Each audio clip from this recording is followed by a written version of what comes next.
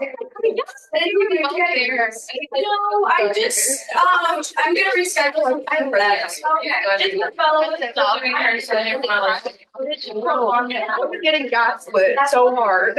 You just go and not do it. Colin finishing up with the sheets and shit.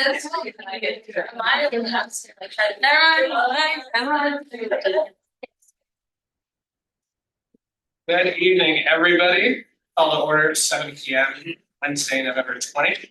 Thank you all for being here today, whether you're in person or online. It's really taking the time out of your day to be good time. In a moment, we'll begin introductions with names, positions, pronouns, and the question today, which is what's reading. I'll start. My name is Steve Lopez-Duboff. I'm the ASUO Senate President, member of the Department's Finance Committee, and pronouns. My favorite movie, it's either called A Man Called Otto or Top Gun Maverick. I like both of them. I know those are very different theaters. IUP, my name is Madisol Peters. I'm PFC Senate Seat 2. I use she, her pronouns. And my favorite movie is Moonstruck, starring Cher and Nicolas Cage. Hey guys, Anthony Lopez, PFC Senate Seat 3. Favorite movie? I got pull up two. Honorable mention. I grew up watching Kill Bill religiously. My father. He ain't dead. He's not here now. And second, Inglourious Basterds. Love that movie. I'm someone who lives in Seat 04, and my favorite movie is Closer.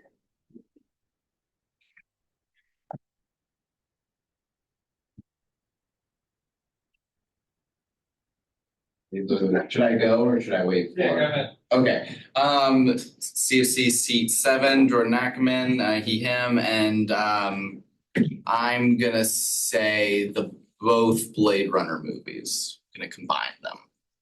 My name is Victoria Pinheiro. I use she, her pronouns. I'm Senate Seat 9, Department Finance Committee, and my favorite movie is Shrek, the first one. Hello, everybody. My name is Priscilla Moretta. I use she, her pronouns. I'm Senate Seat 10, DFC and Senate Treasurer. And every time I get asked this question, I forget about every single movie I've ever watched. But last night I watched Gone Girl for the first time with my friends, and I thought it was fun. Hello, I'm Rachel Withers. I use she, her pronouns. I am Senate Seat 12, and my favorite movies are Lemonade Mouth and Little Women 2019. Hello, everybody. My name is Rue Ramirez Pineda. I use she, her pronouns, and I think, and I'm Senate Seat 13, and my favorite movie is La La Land.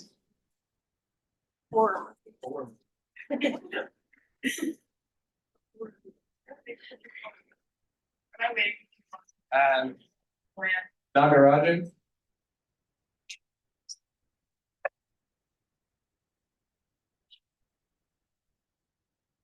Dr. Roger. Woo.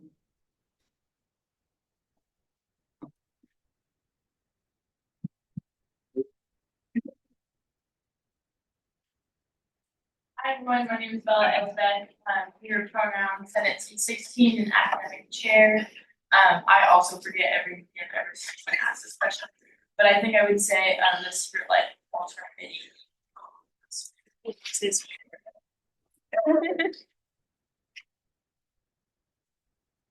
I'm Francesca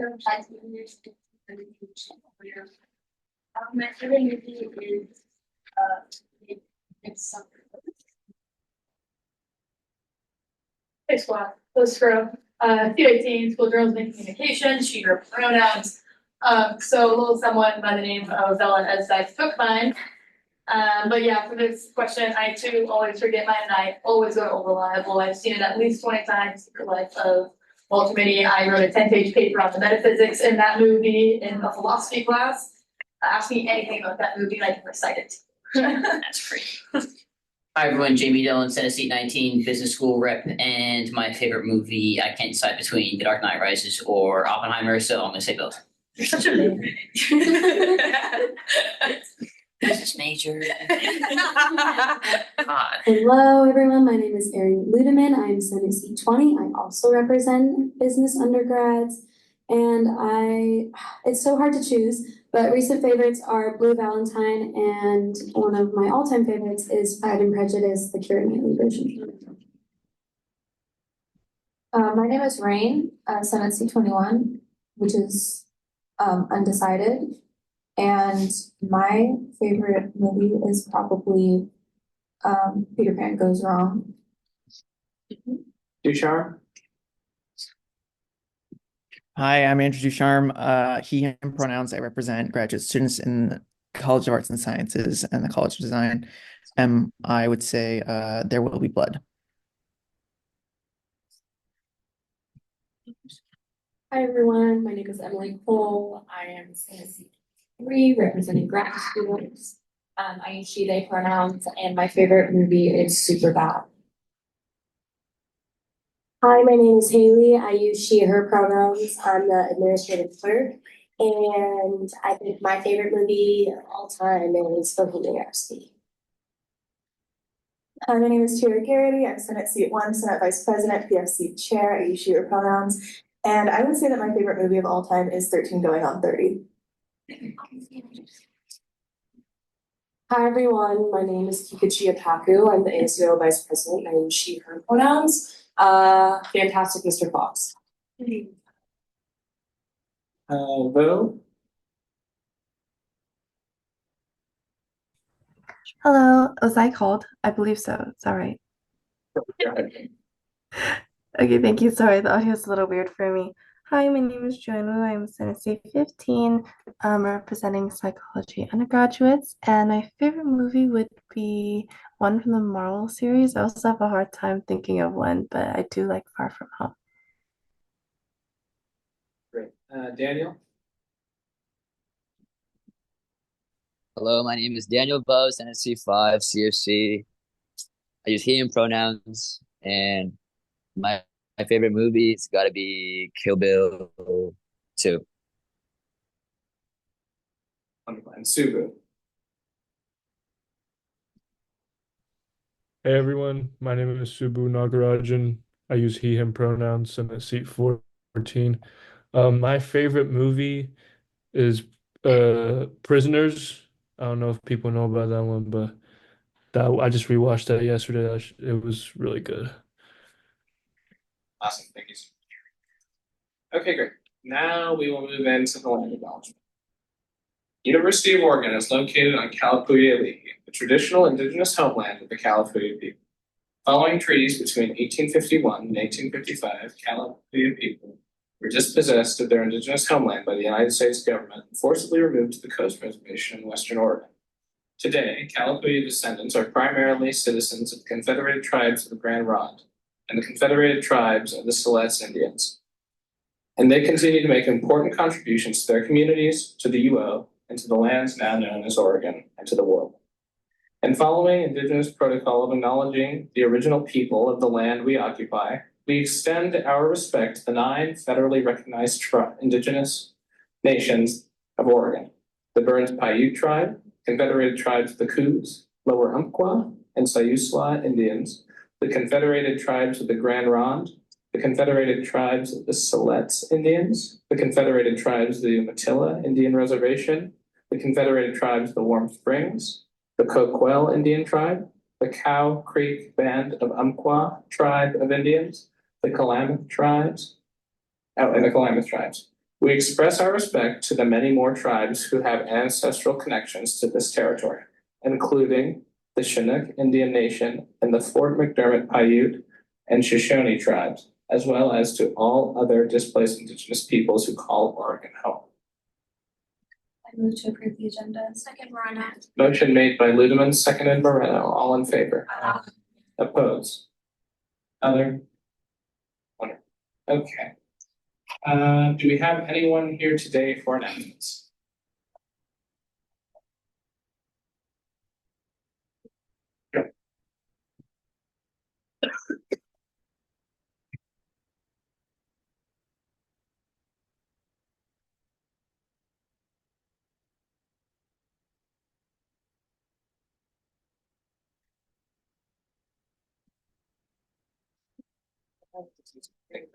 This one? You can take it out.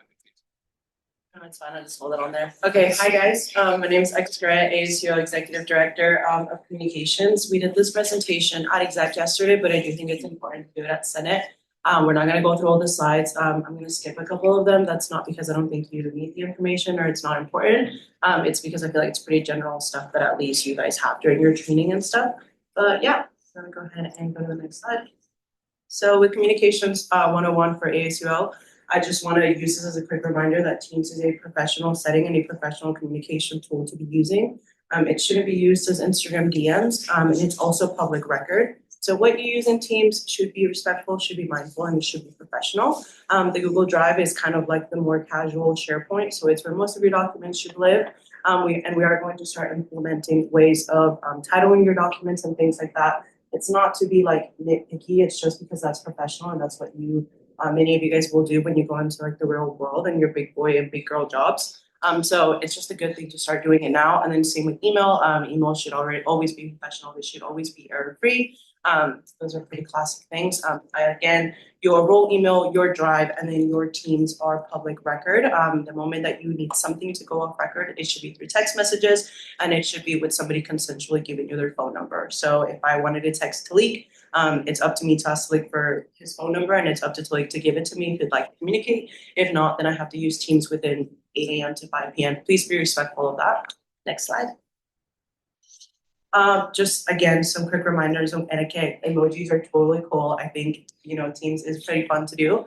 But I just want you guys to take away this one thing that is consider the screenshot, which is kind of like a slogan that we use in comms. What that means is if I was to grab your phone or your laptop and take a screenshot of your conversation and spread it around, is there enough context within your message for it to translate what you're trying to say across? That should honestly be a good tactic that you should take with you for the rest of your life. But just a quick reminder again, all of your messages should have context. All of them should be mindful, and they should also never be negative. There's no reason for you to have a negative message in your professional conversation outlets. We have an HR person for a reason. And the other thing is just please don't ignore availability statuses, but also make sure you update them. If you consistently have yours that you're active and I'm texting you or somebody's messaging you, you might make that person feel like you're purposely ignoring them or you don't want to talk to them. Please don't do that. You're not rude if it's 3 p.m. and you put do not disturb. You're human, that's perfectly fine. But please use them, they exist for a reason. And if you do run into that issue where you are reaching out to people that are actively active on Teams and they're not getting back to you, that's a conversation that we can then direct you to Lucia about. But yeah, please use Teams correctly. Please use your availability status. It's okay if our office hours are from 2 to 3 and it's 3:01, put it on do not disturb or put it on busy. When you're in class, it's okay to put that thing on so that people aren't blowing you up when you're in class. It's totally okay to set boundaries and you're going to learn to have to do it eventually. So might as well start now. Next slide. With the written word, ASUO uses the AP price style book. You really don't have to worry about any of this stuff. The only thing is pretty simple. If it's coming out of the office with the seal, it needs to be error-free. Great example, if it's got an ASUO on it, it's missing an apostrophe. But good thing this isn't going out of the office. So yeah, that's basically what it's getting at. Whenever we're printing out posters, when it's stuff like street fair flyers, things that are going in the EMU, they're supposed to go through comps anyway, so you don't really need to remember this. But in case you ever do have to make something and I don't have the time to do it for you, just look up the AP style book or throw it into like some sort of grammar check thing and look at it. Next slide, please. Good to go writing professional emails. This is pretty simple. There's templates in the ASUO Drive. They're linked on the slides. These templates are templates like reaching out to somebody for the first time, reaching out to schedule a meeting, replying back with criticism. Like if you ever have to reply to somebody being like, great idea, but no, but you want to do it in a professional way, I've made templates for you. So this is just a quick reminder of, when you're writing emails and stuff, if you're ever confused, you don't really know what to say, just use your templates. You'll be okay most of the time. Next slide. Oh, and also hyperlink when you can. ASUO styling, you don't need to worry about this. We do all of the graphics for you. But there is a content brand guidelines in case you ever don't like something I made for you and you'd like to redo it yourself, you're welcome to. Next slide. Document and templates, same thing. We are going to start implementing 2 templates, that's all. The first one is just going to be a meeting template. Realistically, I don't think you guys will use it as often as the executive branch will. However, they are accessible to you, and the reason for that is it's really important to have meeting notes with action items so that when you check in with that person a week later, it's not like, hey, you said you were gonna do the catering. Well, no, that right here it says you were gonna do it. So it's just a good thing of, it's better to be safe and sorry, and also everything that we do is public record, so you should be getting those, you should be collecting those meeting notes anyway. Next slide. Taking meeting minutes, we have clerks that do, the wonderful task of taking minutes for us, so you don't really have to worry about this. This is just, again, a reminder to say thank you to the wonderful people that are sitting there and writing everything down for you guys. It's a lot of work, you guys. It is a lot, and if you've been asked to do minutes, you know exactly why it's a lot. So please give credit where it's due, but also do remember that, what they're doing and their job is extremely important. You get paid for what you do, and you should be okay with it being on record and it being on record properly and, error-free. Next slide. Interacting with the media. Next slide. So with this one, representing ASUO, I'm not going to be repetitive because I know we're all adults and we're all college students, but I'm going to keep it plain and simple. When you guys ran for your positions, when you guys wear the ASUO logo, whether it's on your name tag, whether it's on a shirt, you're wearing that, you're representing the organization, you represent all the beautiful parts of it, as well as all of the negatives. You should be completely aware of the reputation that ASUO has had in the past, the reputation that we want to have in the future. Your role when you wear that seal is to represent every single student. So that means that you interact and you carry yourself in the most neutral, positive, attentive way, because that is what you're, in the most blunt way, is what you're getting paid to do and what you ran to do. So please just remember that when you're interacting with the media, whether that's interacting with another student on a social media platform, comment, if it's in person, if it's in a classroom, be mindful. I'm not telling you to change, your personality or who you are. It's simply saying whenever that seal is on you, and that's most of the time, you should be pretty mindful of how you're acting. And that goes for everything. Whenever, if you look up, there are many people that have lost their jobs because they got, leaked online doing something super crazy. So same goes for you guys. Another really good quote that I like just saying is everyone plays a role in preserving the trust of the student body, university, and community. And that starts with how you interact with others. Next slide. Handling reporter calls, you can skip this one and that one. So so I'm really it's all gonna come down to this slide, which it comes just for you guys to understand. Whenever, this is just gonna be like the set rule. Whenever a reporter or somebody who wants to do a story reaches out to ASUO about, hey, we would like to see if somebody wants to make a statement, you shouldn't be replying. That is my job. That's my job to handle. That doesn't mean that I don't want you to go do it. That's great. But my job is to know that you're going to go do it. And my job is to train you so that when you go into those meetings, you're prepared. I would never feel comfortable you walking into an interview and knowing that you didn't let me reach out to that person and figure out what the questions are going to be, what they're going to ask you. If they're going to put you on the spot about some controversial thing, if they're going to ask you a really heavy question. Again, I don't want 15 years from now for there to be an interview on a student paper or a national paper of something that you said that was taken out of context. So please let me do my job. And when people reach out to you about statements, about anything like that, first of all, you shouldn't be making any statements without somebody on a higher leadership having an input into that. But yeah, just basic rule, if someone reaches out to you and they're a reporter, whether it's a negative, positive thing, whether it's just an inquiry, it goes to me, just forward it to me and I'll take care of it and then you will connect. Thanks. Okay, so this is where it gets fun. Oops, I made a mistake. What do I do? So I completely understand that if you've been involved in ASUO, it happens. But at the end of the day, accountability is a very real thing. And, you do the crime, you do the time. That's really what it is. My job as communications director and what I really want to get across with this, if you want to go to the next slide, it's very simple. If you find yourself in a situation, oh, never mind, that's not the right slide. Go to the next one. Yeah, the next slide. Oh, okay, good so far. Going back to what I was saying about oopsie, I made a mistake. So let's say you're, something comes up, you misworded something, something happens, just something happens. The moment that happens, please understand that I'm never going to be mad at you. I'm never going to be upset. I want to do this professionally. So let me help you guys out. If something happens, if you I can't even really think of examples without it being too severe, but just if you feel like, hey, like maybe something is gonna get taken out of context, hey, maybe I'm not sure how to follow up with this person, or hey, I got a really aggressive email, like sometimes that happens. Please reach out to your communications department. You're never gonna, be frustrating to us. My phone number is always available to you 24/7. I might be sleeping, but I'll try to pick up. Never be afraid to come to us about absolutely anything. I don't care how bad it is. I don't care how good it is. Just come to us and be like, hey, this happened. What can you do for us? Again, and that's just not only because I care about you as individual people, whether we know each other on a personal level or not, but most importantly, I care about this organization, and my job when they gave me this responsibility was to make sure that that organization was always flourishing. So to make sure this organization is always being successful, I have to make sure that you as individuals are being successful, and that begins with trust. So, if in all honesty, if stuff ever happens, the S word ever happens, just let me know and I will figure it out with you, and my team will help you out. Sweet. Next slide. Okay, I'll go on this one really quickly, but also honestly, this is the most important slide.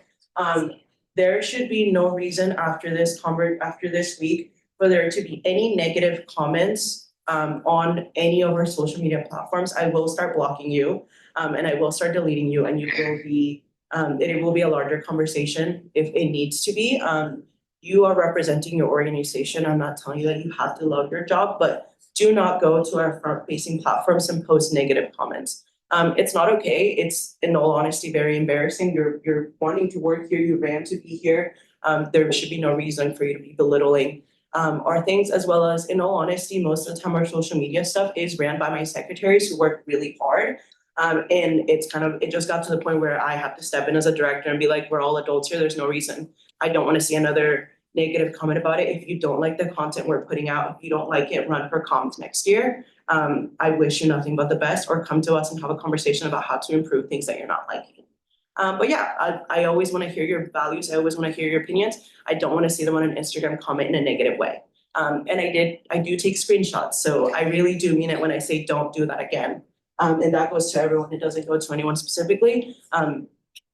Yeah, just don't take that very, very heavy. And then just some reminders we're all adults here. Don't post any illegal behavior, any things like that. If you're under the age of 21, you shouldn't be posting anything like that at all in the first place. And if you're over the age of 21, keep it classy and keep it respectful. You can look up, and I'm happy to link you articles of how much people that do hiring look at your social media nowadays.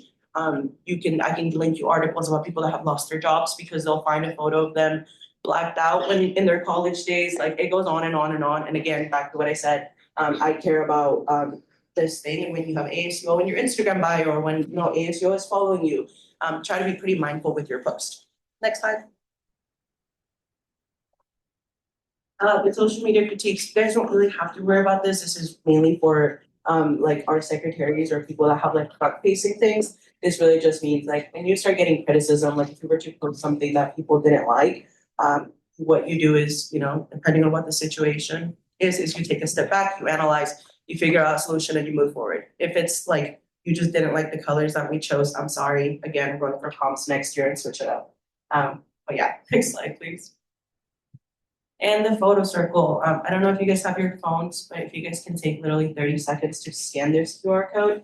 Julia really wants to start implementing a little bit more personality into the ASUO account. So please, whenever you're going to game days, whenever you're going out to, I don't know, you're hanging out with other ASUO people, you run into each other at a really cool student org event, please put those photos on there. As long as there's not like, an alcoholic drink in the back or something that shouldn't be there, we'll be happy to post it. Try not to post like edited photos.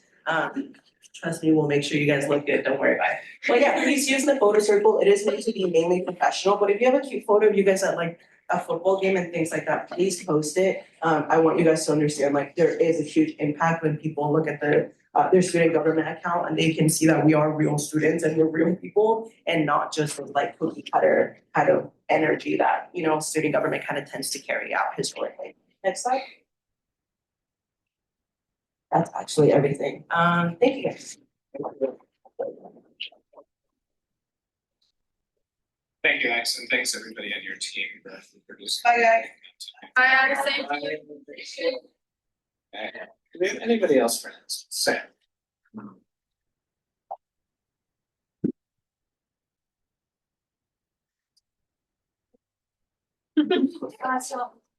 Well, that's for sure.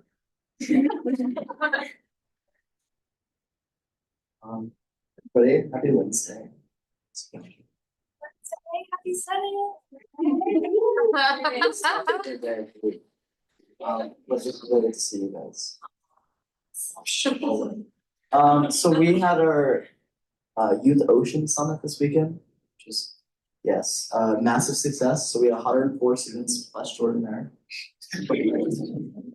From 8 campuses. It's really cool. So 105 people spent their whole Saturday learning about our oceans, our nearshore ecosystem, learning to organize and advocacy skills to protect our oceans in their own communities. Along with students learning more about their oceans can be critical for building visibility across the state and in the Oregon legislature. It was the largest ocean summit in the country this year, and it was also really good for making connections. So the Oregon Zoo asked Priscilla and Sophia to run a training on advocacy, and the Oregon Marine Aquarium, Save Our Wild Salmon, Bird Alliance, the Alaka Alliance were also all there in attendance. Pretty cool. Yeah, I also have an update on the Better Bag Ban, which is the campaign I'm running to close the loophole in our current plastic bag legislation. We had a meeting with Representative John Lively yesterday. He actually came to campus, and the Better Bag Ban leadership had a meeting with him to discuss just his initial thoughts on the bill. And he said he's definitely going to support the Better Bag Ban in Salem, which is very exciting. And he talked about his close relationship with Senator Solman and all the work that they're doing and that he's doing to make our state greener and awesomer. That's all. Thank you, Sam. Congratulations on Ocean Summit. Yeah, thank you. All right. Do you have anybody else? Hey everyone, I'm just here to give you one of our last union updates. So this Friday we have our 12th bargaining session. And this is our last bargaining session before we go into mediation, which means this is literally your last opportunity to come see what bargaining looks like. And respectfully, I've only seen Talik and Tira at a bargaining session. So I think you guys should all try to make an effort. It's on Friday from 2 to 5 p.m. in Childs. And yeah, this will be the last one of the term and the last open one before we go into mediation. And then bargaining will be over once that passes. So, yep, that's all I have. 2 to 5 p.m. in Childs 125, which is part of Lillis on the it's across from Sling Meter, if that helps you. Thanks, Peter. Anybody else for announcements? Nice. Public forum. Oh. Good evening, y'all. Is this on? Okay. So, good evening. I'm with Robbie, him pronouns, Star Wars Episode 3, Revenge of the Sith, my favorite movie. And I just want to say, I know that Senate recently, there have been some long meetings, some difficult meetings, and I realize that it's easy to sort of get burnt out this time of year and get sort of, discouraged. And so I just want to share with you a little story that happened recently that kind of reminded me why Senate is so important and the impact that it really does have on students. So I signed up a couple months ago for the mentorship program that the law school offers. Good program. And a couple weeks ago, I met my attorney mentor for the first time, and she looked really familiar. I was like, I wonder where I've met her before. And she got to talking to me about her law school experience, and it turns out that she was the treasurer for a couple of the law school student awards. And so she was like, yeah, I remember requesting money from y'all a bunch of times. I was like, oh, that's super cool. Did you go to any conferences or anything like that? And she was like, yeah, one of the conferences that we got funded from surplus for Outlaws for Student Org, that's the LGBTQ Law Student Association, actually got her current job that she has. And she only graduated from law school last year in 2023. And the job that ASUO funded for the conference that she got from the conference is a assistant district attorney position in the city of New York. So if you ever kind of lose sight of, why Senate's important, the impact that it has on students and why the work that y'all do every single week really matters, Like, it literally changes people's careers and lives. So thank you for the work you do. Do we have anybody else for public forum?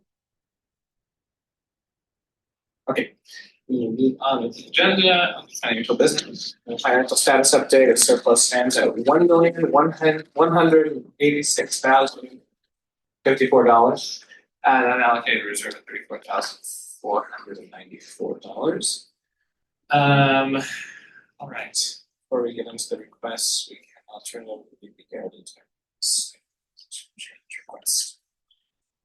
Hi everyone, so NASU sent the Native American Student Union Senate a stipend position change request on October 31st, and PFC was only just now able to vote on it because two of our members are part of NASU. And so we passed it the other day, I believe on Monday. And basically all NASU is asking to do is just change leadership titles, or change from like, I think keep it option 4, keep it tier 4, option 4, and just change leadership titles from, from specific leadership positions to general leadership 1 through 7, because the stipend model says that you can only have up to 5 specified positions. And with the way that NASU works, we couldn't only have 5 specified positions. So in our bylaws and everything, we're just changing it to general leadership position 1 through 7. I know that there was some concern about whether or not that violated the PFC bylaws in the stipend model, but the only rules that I could find said only things about the org requesting the change to be made. So if the org requests the change to be made before November 1st, then it is still eligible to be voted on by PFC, and it says nothing about PFC voting on it before November 1st. So that's the rules that PFC is operating under. I will say if Concord wants to make a deal about the November 1st deadline, it doesn't specify in the Constitution whether it's an academic year or fiscal year or a calendar year. And so I think it makes sense to me. So,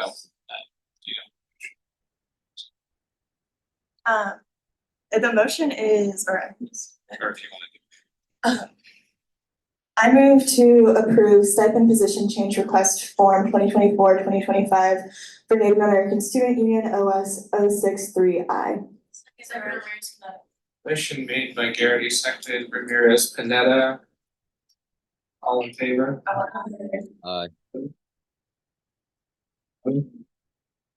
You want to, I'll do it. Okay, Peters? Abstain. Lopez? Aye. Mohammed?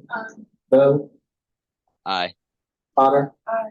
Ackman? Aye. Pinero? Aye. Moreno? Aye. Withers? Aye. Ramirez Pineda? Aye. Nagarajan?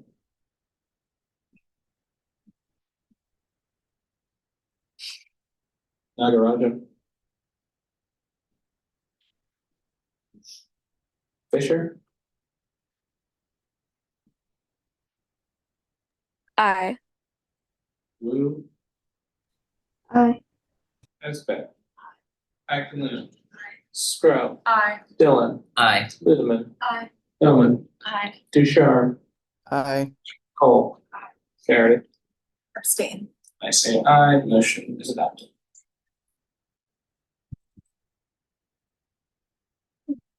Okay, for our first surplus request, is there somebody here today to speak on the request for Thai Student Association?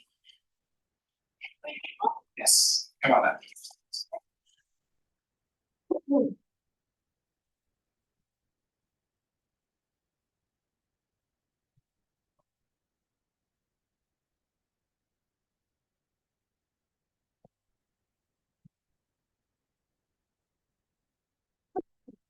Hi, my name is Gianna. I'm the president of PSA.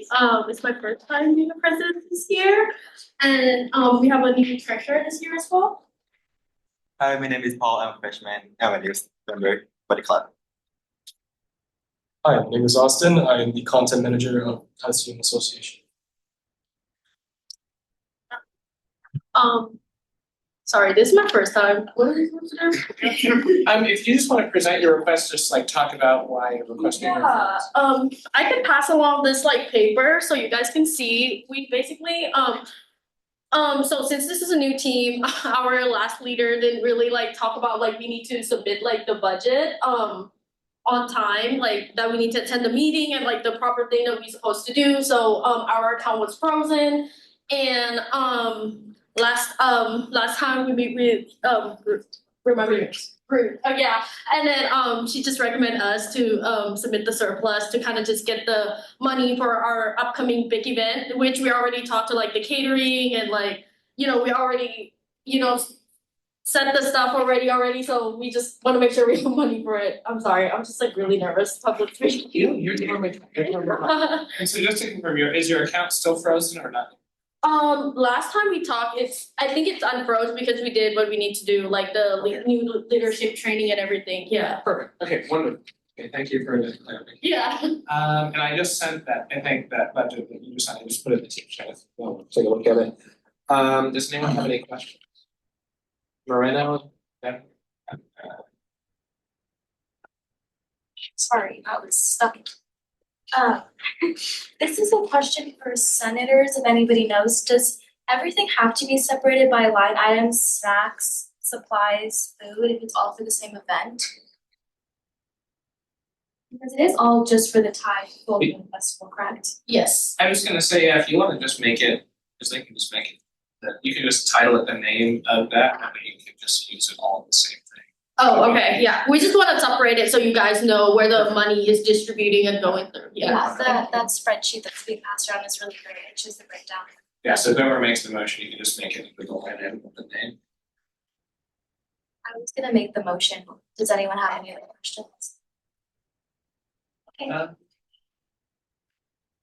I move to authorize spending from surplus to group Thai Student Association OS number OS 309 in the amount of $1,307 to new line item Thai Golden Festival event. Motion made by Moreno, second Scro.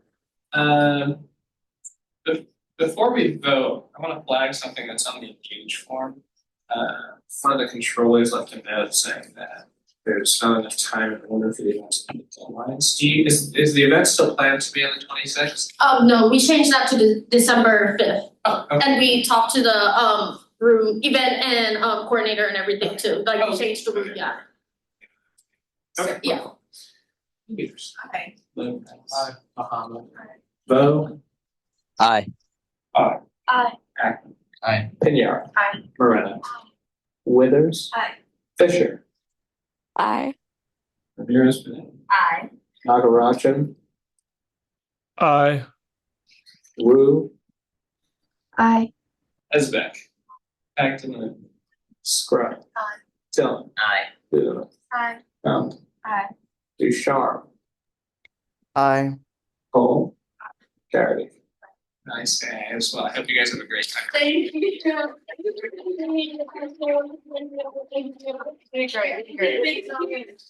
All right. University of Oregon Real Estate Investment Group, come on up. And guys, I gotta say, there's no shortage of legends today, so we're really thankful for this. Okay, if you guys want to introduce yourselves and your requests, that'd be great. If you can speak into the microphone. You can also Just take it out, yeah. Okay, thank you guys for having us today. We're the University of Oregon Real Estate Investment. Next slide. So agenda for today, we're gonna start with about us, go into our mission and goals, our purpose, our itinerary, and then the who and the why. Next slide. So the club was founded in 2018 with 8 students and has now grown in 2024 to over 70 students. It's maintained its original value and purpose of educating all students at the University of Oregon on all aspects of real estate. Next slide. My name is Emery Tunstall, and I use he, him pronouns, and I'm the current president. My name is Tavok Singh. I use he, him pronouns. I am the current director of finance. My name is Stella Rav. I use she, her pronouns, and I'm the director of operations. Next slide. Perfect. So our mission of Real Estate Investment Group and our goals, we are a club to empower students here on campus to achieve financial independence. And we are also a club to really just foster real estate education here on campus because there isn't any, whether that's personal investing, maybe even career wise, or students are just simply curious to learn more. Next slide, please. I'll pass it to you. And then just to speak to some of our challenges as a club, since the University of Oregon doesn't have a real estate program, students really miss out on career opportunities, industry connections, as well as skill building opportunities. So we're constantly looking for ways to supplement that. Next slide, please. I'm gonna pass it back to Stella. Okay, so our solution is a trip to New York. We this would be a great trip. It'd give us access to key networks. It would really be, I think, the biggest push is just an educational experience. And lastly, it would show our students one of the most important real estate hubs in the world. Next slide. So for our itinerary, it would be March 2nd through March 6th. That's Sunday through Thursday of 2025 next year. It would be an educational experience, company visits. It would also include professional development workshops, bonding experiences, and a lot of skill building. Next slide, please. So for day one, we're going to depart from Eugene, arrive in New York City. We would check in at the hotel, and then lastly, we would have like an expectations evening group meeting. Next slide. Day two, we're doing Upper East Side company visits in New York. It would be with Deutsche Bank, CBRE, and Cushman and Wakefield. This would be a learning focus. We would do hard skill workshops and just learn about the industry trends and just learn more about real estate. Next slide, please. Is that the next slide? Oh, okay, cool, great. Day three. So Lower East Side company visits in New York. It would be a learning focus. Primarily on hard skill workshops as well and just gaining more knowledge. This would be with KKR, Goldman Sachs, and Heinz. Next slide. Day four would be New York City Economic Development Nonprofit. This would be a learning focus on sustainability, collaboration, and impact. And then lastly, during the evening, it would be a self-funded Broadway show, The Lion King. Be amazing. Next slide, please. I'll pass it to Devon. So in terms of attendees for this trip, we're looking at a total of 16 students and 1 faculty advisor. All of these students were chosen on a first come, first served basis through a Google form that we made available during week 3. And that Google form was advertised on all of our social media through emails as well as during our weekly meetings. And that form was closed during week 7. And as you can see on that list, there are 5 bolded names. Those are our executive team members, and those were the only members who were given secured spots on this trip because the site visits were secured through all of our personal networks. So we all need to be there to help facilitate those site visits. And additionally, in the case that any of these students would have to drop, we would fill those spots also on a first come, first served basis. Next slide, please. And then the part we've all been waiting for. For our trip, we're estimating that airfare will cost $11,900, lodging will cost $13,680, transportation will be $1,547, meals will be $7,038, miscellaneous expenses will be $110, and then we've added a buffer of $1,500 in the case that between us pitching today and everything being booked, the cost were to go up for a total of $35,775. Next slide, please. And now we would like to open it up to any questions that anyone may have. We're gonna go next row and then Pinheiro. Before you can, I just want to say thanks so much for putting this together. We really appreciate it. This was fantastic. Go ahead. I was also going to say thank you for the slideshow for being here today. My question is about the Google forms you advertise with on your social media platform. I'm curious to know, out of those names, did you get anybody that was first come, first served that wasn't necessarily involved in very much? Or were they all, regular members, if you will? So most of them were regular members, but also during that period from week 3 to 7, we had a couple bring your friend nights to try to, get broader student body engagement. And as well as our social media, we have a large following outside of our club. We have about 70 to 80 usual members, but our Instagram has about 500 plus followers. So we are engaging with the broader student body through that. And then our email list as well, it engages with people outside of our club. So they had the opportunity to come to a meeting, join our club, and fill out that. So I know you said that it was open for a couple of weeks. Did it fill up pretty fast, or was it slow for the 16 spots? It was filling up fairly fast. Yeah. Yeah. Thank you, I yield. Hi guys. Holy cow, wow, that was a wonderful presentation and you guys killed that and the preparation does not go unnoticed. I know I can speak for myself and a few of us of like, when we saw your request, we were like, okay, like what is this really for? And I started coming up with a lot of questions and you just answered practically all of them. So I really, really appreciate all the work you put into that. A lot of late nights. Yeah, and a lot of prep. And also for any senators who don't know, Deutsche Bank, Goldman Sachs, Heinz, all the companies we're going to go see is a huge thing that for any club organization, let alone a real estate investment group who doesn't have a lot of foundation here on campus as well. So again, props to you. But in terms of my question, I had one quick question before I want to go ahead and make a motion for other further discussion after too. You said you included food and travel within that in terms of like when you're actually there, cars or trains and such. Could you touch on the meals that you included? Is that breakfast, lunch, dinner provided for all 6 or 17 people? And then also is that transportation like paying for train rides for the 16 people, or you guys, is that all Uber for the 5 days or 4 days? For the specific, so when we went to do our breakdown on costs, within my work, I work in the development and external relations office in the Lundquist College of Business, and I learned what like a per diem is. So that's where we got all of like our meal pricing and stuff through actual per diems. Do you want to talk about kind of just transportation and that breakdown? Could you go to the next slide, please?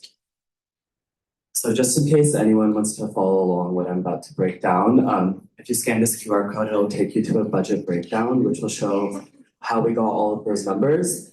But in terms of our transportation, our estimate includes Ubers to and from the Eugene airport. So the day of travel and the day of return, for which we put $20 per person. And then once we arrive in New York at JFK Airport, we have put $8.50 per person for the air train each way. And then in addition to that, we have a 5-day subway pass for each student, which is $34 per person, which totals $1,547. Perfect. Yeah, this is actually insane and I've never seen a group do this, so I really, really appreciate it. I'm gonna go ahead and make the motion. We can have further discussion afterwards, if that's cool. I move to authorize spending from surplus to Group University of Oregon Real Estate Investment Group, OS number OS 304I, in amount of $35,775 to line item travel. Second, Ramirez Pineda. Motion made by Scro, seconded Ramirez Pineda. There's still discussion for Guerrero. How? I don't even. I literally don't even know how to. I'm so sorry. Is it okay? I will totally end you. Thank you so much for being here. That was a really detailed and good PowerPoint, so I appreciate you for putting that together. This is more just for senators. I know we just had our financial priorities, and so this is a little bit over that, but I am totally in favor of this. I think that this goes well above and beyond and like will be incredibly impactful for these students, and literally just what Robbie was saying today. Like, I think this is well worth our money and in our bang for our buck, so I yield. Yeah. Hi, I would just like to say thank you so much for the slideshow and the QR code, though I am online, so I'm not able to see it, but I really do appreciate the effort that you put into that. So my question is, what's your average attendance for your club? So your average attendance for each meeting, for example. Yeah, so I this year I'm really like pretty hyper focused on attendance. So we have roughly anywhere from about 50 to 70 show up. Sometimes during the late weekly meetings of like week 10, it can go a little bit down, but yeah, that's our average. Thank you. Okay, that's awesome. Thank you. That's all I had. I yield. Potter? Oh, I'm sorry, Ramirez Pineda. Thank you for being here tonight. I just wanted to know, like how did the Google form close automatically once 16 people like filled it out? Or like how many people did you have like total fill out the Google form? And like just in total, like people who got spots and people who didn't. Yeah, so, sorry. We had we definitely had like some latecomers, but we had like roughly 30 apply. I think it's because we kind of marketed it to be, I don't know, it just seemed like a pretty big trip. And so I think like maybe for students, they were a little bit hesitant. And also I think like for students to apply for it that didn't necessarily know like our exec team, didn't know other club members, I think they would hesitate to like go, I would personally hesitate to go all the way to New York. So yeah, it didn't close. We didn't like delete anything or anything. Besides after week 7. But yeah. Great, thank you, you. Hi, I was just wondering, did you guys apply for like any external funding or like what would it be called, like a grant or anything for this trip? I yield. No, we did not apply for any grants. Okay, no problem. Anybody else?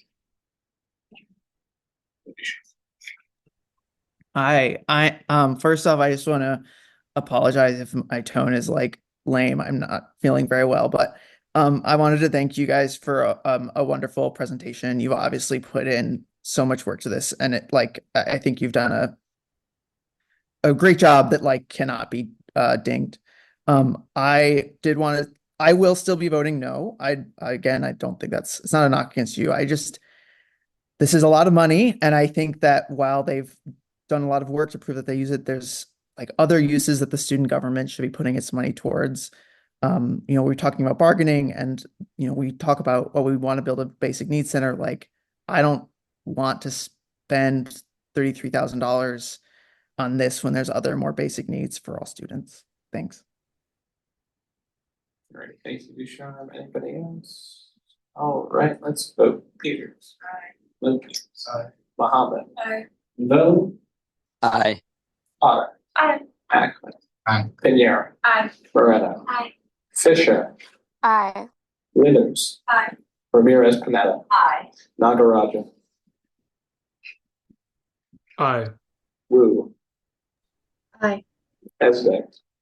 Paglia. Stroud. Aye.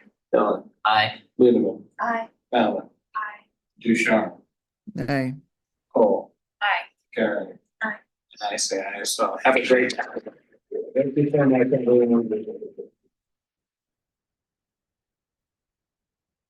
All right. Is there someone here to speak of the Mujeres with us? I understand we get another slideshow too. Yeah, we're further on.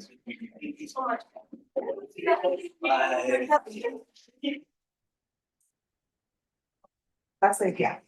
Hello, everyone. Happy Wednesday. My name is Mayra Marin. I'm the finance director for ASUO Mujeres, and I'll basically be talking about our surplus request for Noche Excelencia for this academic year. So a quick rundown of what Mujeres is. Our mission is to create like a safe environment for women and non-binary members to discuss issues and topics that are impacting us on and off campus as Latinx students, but as a community and a social level as well. Talking about the reason for the surplus request is for Noche Excelencia, which its purpose is to create a meaningful celebration for the Latinx community on campus, featuring inspiring faculty speakers, recognition through awards, dancing, and a safe environment for all members and the other organizations we'll be inviting. This event is one of our biggest recurring events held for the Latinx community. Mujeres leads and organizes the event, but the people who attend are from all of the Latinx organizations. It includes Mecha, LMA, and more. Although this event is centered around the Latinx community, it is open for the whole student body. So about the surplus request, the funds will be used for our Noche Excelencia event, which will take place in the Southwest Campus Green on May 23rd, 2025. from 5 to 11 p.m. This is different from last year when we held it at GSH, but we'll go more into that later. This event is to provide a celebration for the Latinx community on campus by having faculty speakers, awards, and a dance, like I said before. In this event, we'll also be providing catering, affordables, and other activities for the attendees. We are expecting 150 people, like baseline, but we do know more will be coming in as the event progresses. But yeah, our goal is to create a welcoming, safe space where the Latinx community on campus is recognized and given them a place to come together and celebrate with each other. So because this year we are hosting the event outside, everything, the amount of money we're asking for, apart from the expenses that come with hosting an event outside, are the same. But with that difference, we will be asking for $20,255. And we have that money broken down into 5 groups. It's the venue, catering, goodie bags, awards, and unanticipated expenses. So $12,105 will be going into the venue, $5,100 will be going into catering, $1,000 into goodie bags, $1,050 into awards, and $1,000 into the unanticipated expenses. And then I have a further breakdown of those categories for you guys. For the venue, we are going to be putting $104 into the stage because we are having live music and they're gonna be on the stage. We're putting $1,450 into a dance floor since it will be outside. 126 into tables because we are gonna be contracting a rental. Well, we will be contracting rentals to provide the tables, chairs. Well, 126 for tables, 180 for chairs, 200 for fences, because we want to have not completely fenced off, but like kind of like a white picketed fence, so people don't just come in and come out, and we can track attendance more effectively. 2,400 for a canopy because we do want it to be covered in a way, and 600 for balloon arc, 700 for lighting, 500 for decor. 295 for a bounce house, and 5,000 for the live music, and 550 for the board booth. That's like our biggest expense category, and that's the only thing that really changed from last year, was because this category takes into the expenses of hosting an event outside. But apart from that, the other categories like catering, goodie bags, and awards are staying the same as last year. And in catering, we are doing 4,500 from Embosque, 200 for drinks, and 400 for desserts, which will be contracting Peekaboo Delight. Goodie bags are $1,000. We are doing 100 goodie bags for the first 100 people that will not go over $10. And awards, we are doing that. So in this event, we invite the LMA, Mecha, and ourselves are like the 3 kind of, it's not centered around us, but we give them the space to nominate 3 members of each org, and those 3 members that they nominate get an award. And those total of 9 awards won't go over, $49.99. And so we have $500 for those prizes that belong to them. And then we have another set of roughly 10 awards, which we advertise as a raffle, but the way it would be carried out is we would be sending out an RSVP form at least a month earlier from the event. And the people who sign up in the RSVP form have to put in their 9-5, and from there we'll be selecting 10 people, doing the required paperwork prior to the event, and then getting the stuff for the people. And then we have $50 for the certificate printings that will go to the people who get the awards from the orgs. So that's kind of the breakdown. The reason we have the slides up is because last year we did have trouble tracking attendance just because we had issues with the clickers. But I put together a slide of how the event looked like. It started off with the UO, because we also got UO Mariachi. They were performing, and then it's kind of like, these are the people who were there. This is how I was looking at the beginning. Keep going. Yeah, more tables, more people. Yeah. Sorry. This is like at the very beginning when people were coming in. We could continue tapping through. Everyone's looking real nice, really happy. And then that's basically at the beginning, and you could still continue tapping through, but I'll kind of do a rundown we start with everyone like settling in, they're eating, and then we do have faculty speakers, which we didn't take pictures of, but they were there. And these are the 9 awardees I was talking about. 3 from each org. One is missing because they didn't attend the event, but if you continue tapping through, it'll show you the live music that we got last year. We are trying to get something a little bigger this year, and that's another reason why the expense is a little bigger. But it was really packed, and it was also really hot, and that's why we wanted to do it outside. It was hot. Like if you continue tapping through, you're gonna see. Yeah. It was.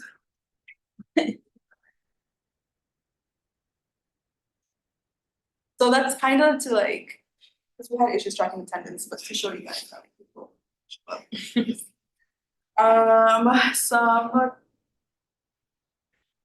But yeah, like I said, I just want to emphasize that Mujeres host this event, but everyone shows up. Like, and all the people from Mecha, all the people from ASUO, a whole bunch of other organizations. We invite a lot of organizations to attend, and they all do show up. So it's for the Latinx community, but it's basically for everyone. Sorry, I had some questions. Some other things that I don't know if you guys might question.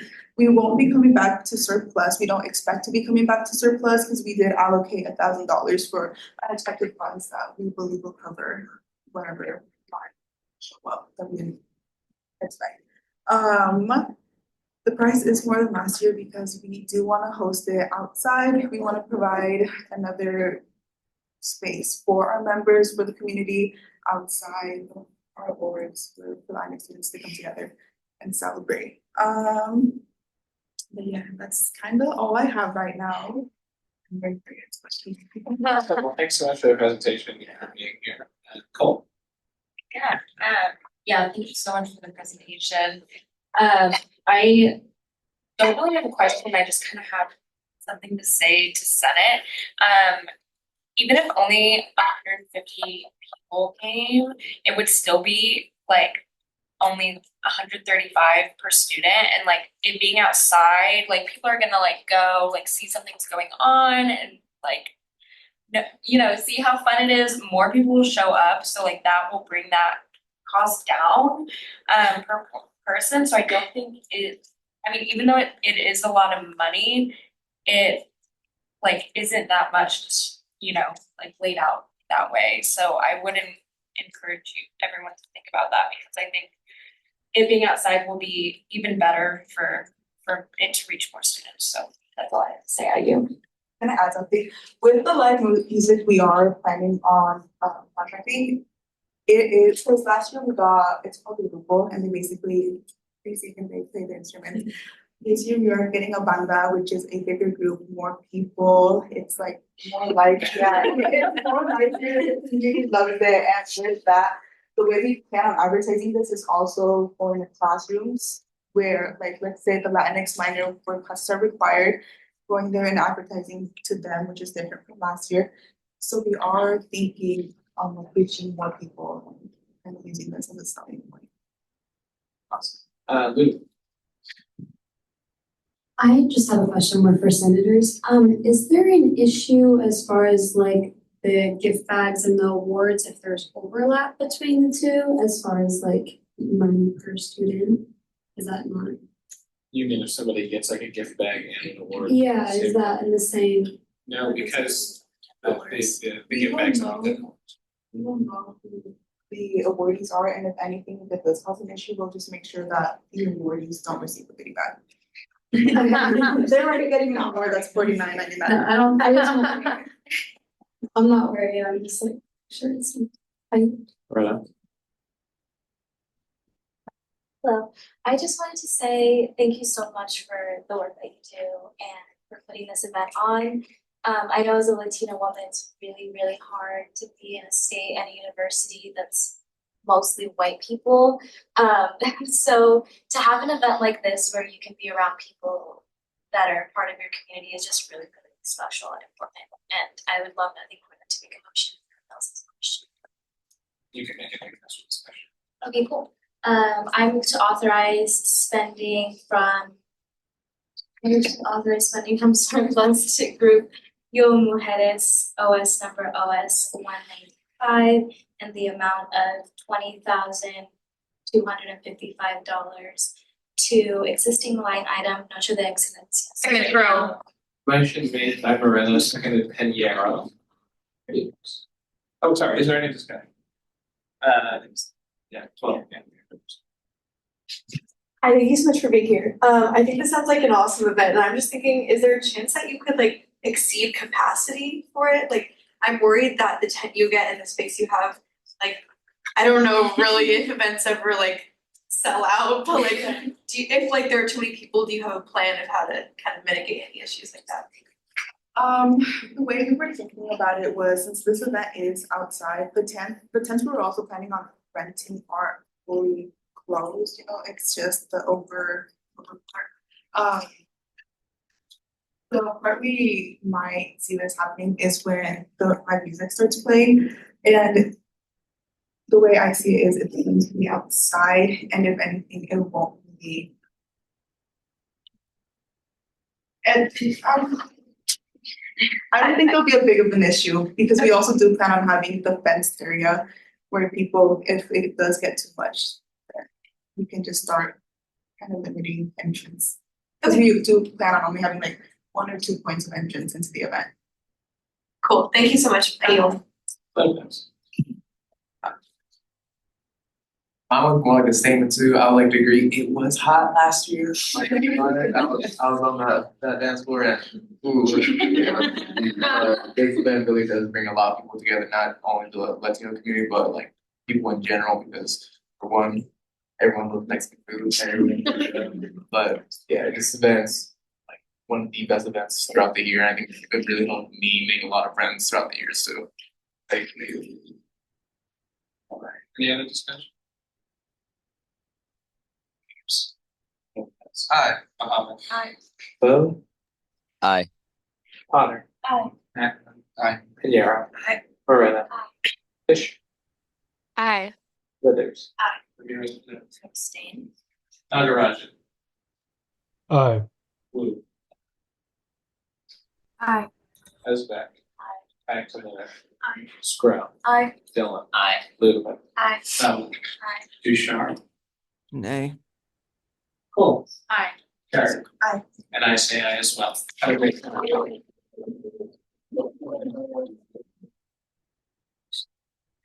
All right. Artificial Intelligence Student Association. Treats. Whoa, you inspired. Yeah, the presentation, isn't this great? Wow. I think this might be a record. All right, take it away, Dan. Okay, good. Jesus Christ. Well, we're gonna.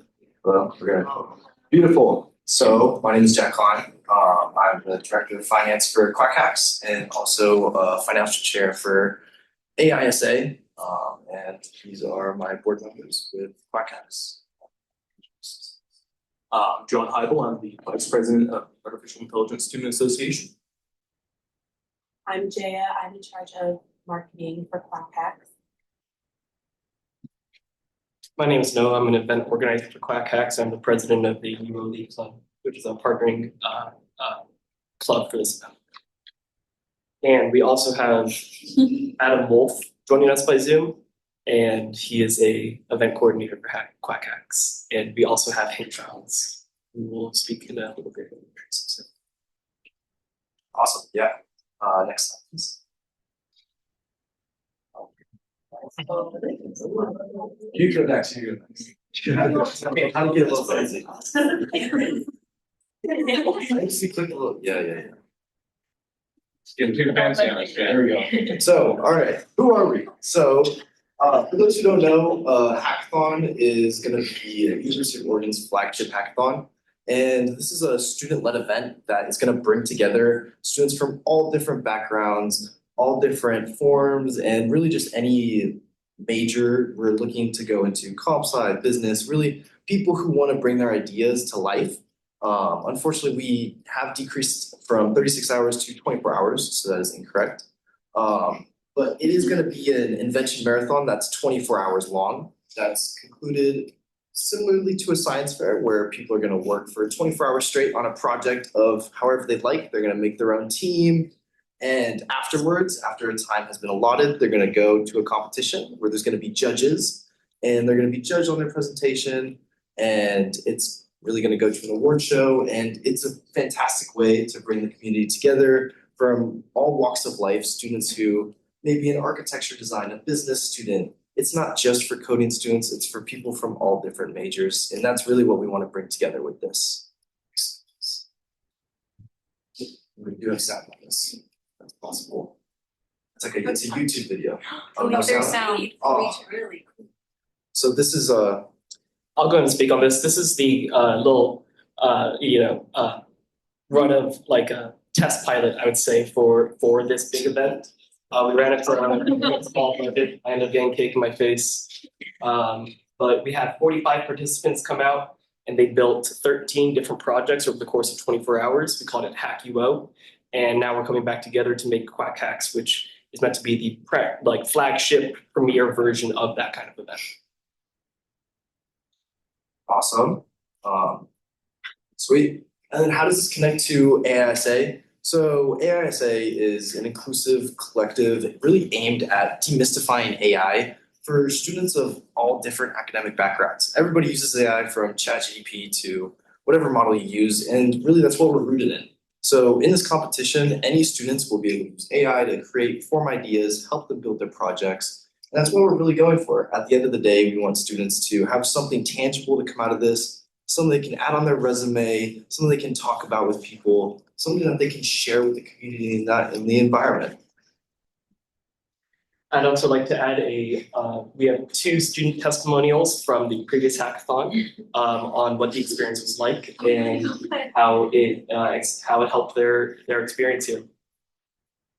Hi guys, my name is Itai.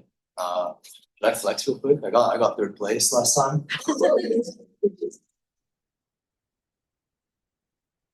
So I created a Chrome extension. It's called ED. It's called Educational Daemon, ED for short. It creates AI-made citations through this model called BART from Google. It's free, but we adopted it to make citations. And we also create summaries from any article, whether it's a PDF, online on campus, or even one of those like textbooks that you can't like copy. You know what I'm saying? Like those like McGraw-Hill type of things. So we do like a wide variety of like educational assistant things. There's a few other features besides summarizing and citations. Personally, how this helped me grow, I mean, I haven't had a ton of, in-class, real-world like experience in the computer science major. I'd say this was pretty one of one. I think first one that we did here, from my memory. Since 2016. Okay. Yeah, I wasn't a student back then, but yeah, first one that I did here. And I mean, I've honestly done a few hackathons in my life before this one. I'd say this was one of the best because we had like all students, some people not even computer science majors. There was a lot of people. I was very pleasantly surprised. And I'd say, I mean, it's pretty invaluable to get like that real world experience, like working with people, coding with others, collaborating on ideas. And I think that really, this last hackathon really achieved that. We also have another student testimonial from Hai, who is, I believe, joined us on Zoom. Hai, are you here? Yeah, I'm here. Yeah, my name's Hai, and at the last hackathon, I worked on a website that combined Duck Web and Rate My Professor, so you could get all that information in one place. And I thought the hackathon was really useful since it helped me put a project on my resume. And if you guys didn't know, putting a personal project on your resume is pretty essential in CS, so that was great.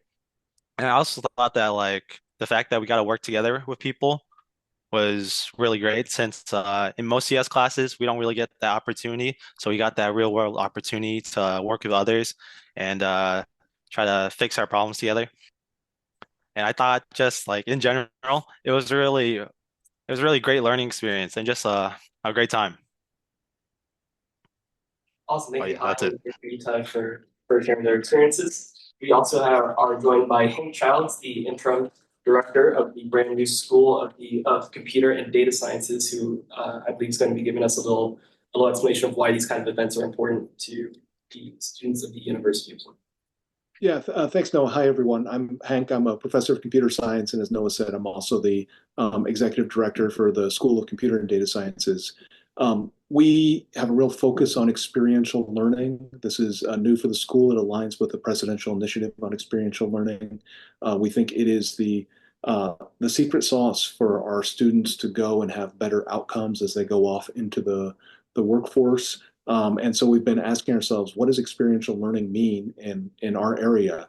And it's typical things like internships and undergraduate research and capstone projects, but actually we think hackathons and datathons for data science students and connecting with business and other majors is fantastic. So I just want to call in and say just how supportive we are, how appreciative we are to the student leaders for putting this on, and just let you all know, we encourage you to consider their proposal.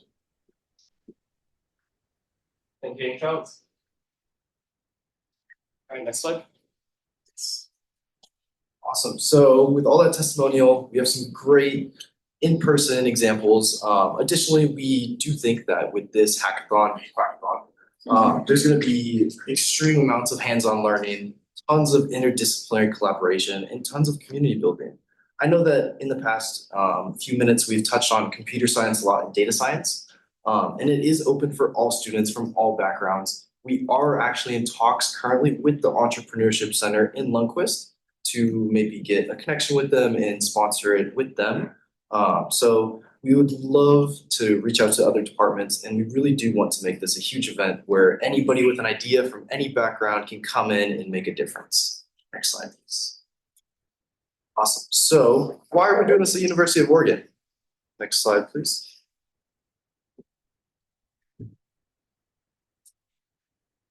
So hackathons are huge events that happen all across the globe, really, and they happen at the collegiate level. Some ones we have up there are Cal Hacks, Dub Hacks, Hack Tech, and LA Hacks. There's some more on the next slide as well. They are just huge opportunities for people from all over to gather and get some serious interdisciplinary and collaboration, real world hands-on experience. To talk a little bit about Cal Hacks. Cal Hacks, their number one slogan is that Cal Hacks is for everybody. They get art majors and stuff to come in and do design for the projects, and they get film students to come make their pitches, business students to help with the ideas and such. And it's really an opportunity to bring all kinds of different people over. It's not just for computer science students, it's not just for data science students, it's for the students of the University of Oregon. Awesome. That's all the slides we have on our slide deck. Our costs I have sent. There should be an Excel somewhere. So that will outline our proposal. I don't have that off the top of my head, but I know a large amount of those costs are currently allocated to catering for our event.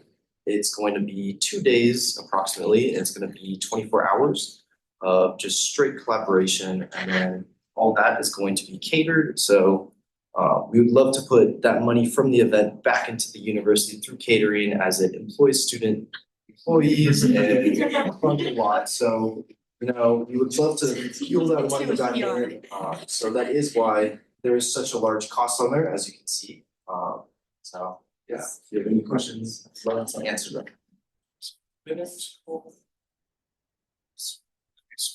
So hold on, before you get going, I want to thank you guys not only for your presentation, for being here. I think this event sounds fantastic. I think it can engage so many of the students that you were saying.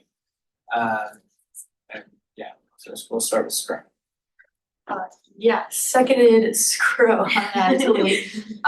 Yeah, you guys just keep upping each other on these presentations. That was amazing. And again, we all really appreciate the work that you put into that, and also the phrasing. I need to get you in PR, Mister. That was awesome. Love putting that back into the university. Okay. Anyway, I had a quick question, and then I'll make a motion, and we can do further discussion.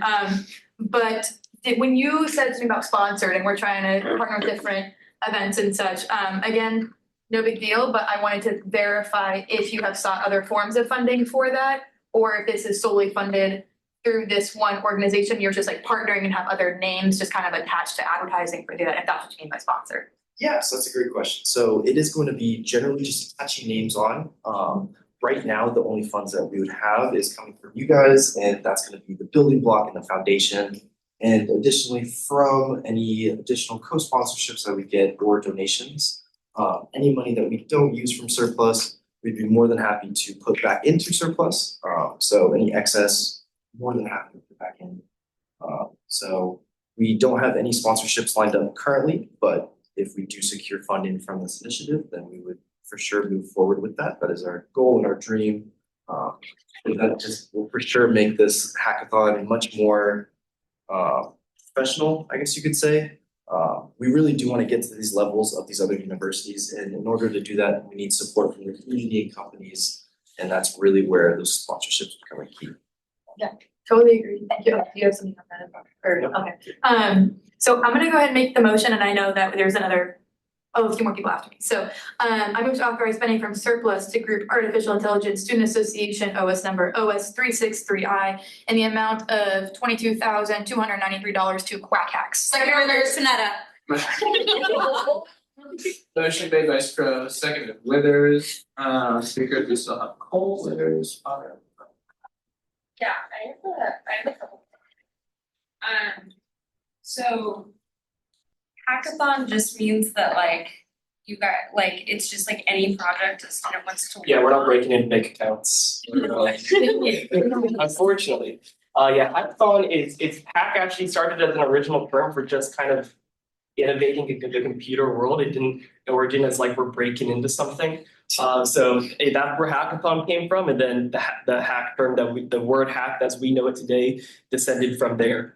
Hackathons are just any kind of creation, innovation challenges. Kind of, you can. It can be a data science project. It can be a computer science project. It can be a physical project. If someone wants to draw a painting, they can draw a painting. I'll take anyone who wants to come to the hackathon and wants to innovate on something, then I want them here. That's my agenda. Awesome thing. And then so is Quack Hacks a different organization than the Artificial Intelligence Student Association? So from Artificial Intelligence Student Association, it originated from there. So it is a culmination of a couple different clubs, but it is generally AISA's idea, and we're part of the club, but we're just using Quack Hacks instead of AISA Hackathon, just because we do want to make it more University of Oregon branding. Not to step on branding and copyright, I'm not going there, but so we do want to, as much as we do represent AISA, we also want to represent Oregon as a whole. And I feel like for some people that may not be interested in artificial intelligence, they might be more interested in a hackathon. Gotcha, that makes sense. And then if the student we heard from got third, what was the project that got first? Literally. Do you want me to explain what the project got? No, seriously, yeah. The project, it's a very technical project, so I'm going to really struggle to explain this. But it used logic circuits to map out electricity, if that is kind of power and such.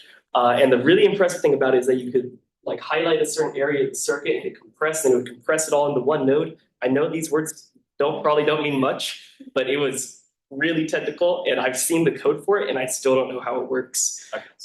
Yeah. So basically, it's a circuit. It's a circuit simulator. So basically, everything in your computer is made up of little chips, and of those little logical processors, they simulated those little chips into a program, which was incredibly impressive. And I don't know how they did it, and that's why they got first place. 24 hours, Mike. Yes, in 24 hours. They were up all night. No, they slept. That group slept. That group got 8 hours. That group got 8 hours. It's 5 a.m. They're still speaking. Oh no, they should have really. They went to bed at like 10. The second place group made a real-time translator app where you could talk into it and it would export audio out. They demoed it with it works for any language because it's using AI. And another feature that was on it is you could take a photo of like a menu and it would bring it up it would translate the menu into your language of choice, and would also put it into like a Grubhub kind of style menu form. So it's not just like it's like changing the text on the screen, it's making it into a format that you actually will be able to read and understand. Yeah, it's like All of it. Surplus. As you guys can see, we have some super innovative students on campus. I have never heard of these projects. From what your guys' reactions are, you haven't either. That's why we're trying to highlight this with this event, and that's really one of the main purposes. I tell you what, I don't stand a chance. So. All right, Withers. I'm like so giddy right now. It's so awesome. Thank you so much for all the detail you put in and having the testimonies was like incredible.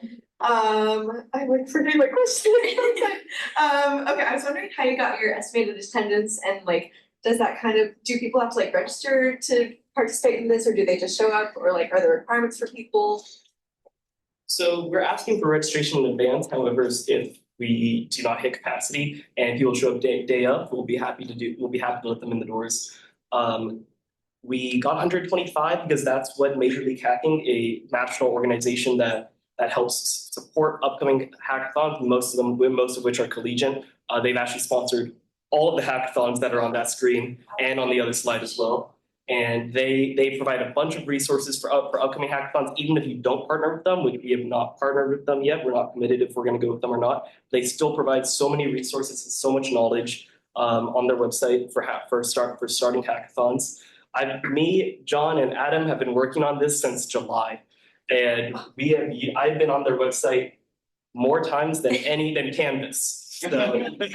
So they provide a lot, and that's been a lot of our knowledge base and where we kind of got 125 from. It's just a projected estimated attendance. Again, we got 45 in the last one on a pretty tight budget, and we're hoping we can grow it to 125. It seems like a pretty reasonable number based off other hackathons in the area that are in the first big time event. We're hoping to grow, eventually to the size of these ones. MHACT, University of Michigan gets 1,000, UT Dallas gets 1,000, Hack MIT gets 1,000, Shell Hacks gets 1,000. So these could be big events about one day. Yeah, to add on that, I mean, the dream would be Pacific Northwest Hackathon at the University of Oregon. I think that would be pretty amazing for the community and the university. So, journey of 1,000 miles begins with one step. So, I hired this guy for a reason. All right. Sorry. Oh, please. I kind of have a new question. So can you explain your reasoning a little bit behind like whether, like how you're deciding if you want to partner with, I forgot the organization name. Like Major League Hacking. Yeah. So we'd love to partner with Major League Hacking. It's one of my goals of this event. I really would love to. Unfortunately, we ran really behind on the application process with them because we've been working with them for a long time now to try to get into the application process. The next step on the application process is to show them that we have a confirmed venue. You know how I'm gonna get a confirmed venue after this meeting. So we've already worked with event services and we have a direct quote. That's for how we got the quote that's in the spreadsheet there. It's for the Redwood Room on January 18th and 19th. So we're hoping the second we get out of this meeting, then that we can put that down and have a confirmed venue for MLH to continue our application. Yeah, well, thank you so much. I yield. I yield. Oh. I was wondering, I know you said, sorry. Thank you. I know you said the event was 24 hours over 2 days, right? Correct. So do you guys break that up or do you go through the night? Do you count? Go through the night. Okay. Yeah, students. It gets pretty hard to bring to once they work on their projects for 8 hours. Itai, did you want to let go of your computer after that, or do you want to keep working? Yeah. So I worked with like 2 other people, and one of them refused to go home. He just wouldn't. And we had like plans in the morning, so he really needed to like go get some sleep. And then the other one, I think Owen stayed until like midnight, like 1 a.m. He was there till like 4. Oh really? Yeah. He was there. He also, one of our group members lied about how much work he put in. He like didn't upload a lot of it and then just like uploaded it all at once because he like didn't want to have us worried. I think to be honest, like it's the least of my worries when I go to a hackathon is if everyone's gonna be like motivated to do it.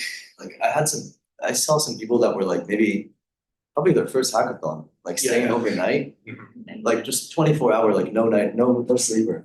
That was good. Yeah. So at our last hackathon, we had a small group of people who were mostly, or who mostly have had barely any coding experience at all. Like they're going through a lot of these times, like figuring out the first way to put a button on the screen, like the first time they've ever done that. And that group, I think, had the most people stay through the night up 24 hours straight, and they were extremely dedicated. So that was incredibly impressive during the last hackathon. We hope just to continue giving people the support they need, the resources, the time in these events to have them show their interest in something like this. Yeah, we won't talk about this group forever, but they're really a heartthrob story. I remember going to sleep at 5 a.m. when the volunteer shift hit, and I walked up to one of the group members. I was like, "Oh, you're still wearing the same shirt." She hadn't gone home. I do want to correct this. This is all voluntary. We're not allowed to give them It's completely voluntary. They can do the projects at home as well and bring them in. So from the comfort of their own home. I also wanted to highlight our other member. I know us three have been talking a lot, so I wanted to get her thoughts on that as well. Sorry, I've been sick, so my voice is kind of, but I just think that having like this type of event here and combining all the schools together is just really another way to engage students and get involvement, and also just an opportunity for everyone to collaborate outside of your own college. Like, I have never met them two before, but like these type of events just bring people together, and I think that this university has a lot of potential to be just like those four. Awesome. Any other question? Yeah.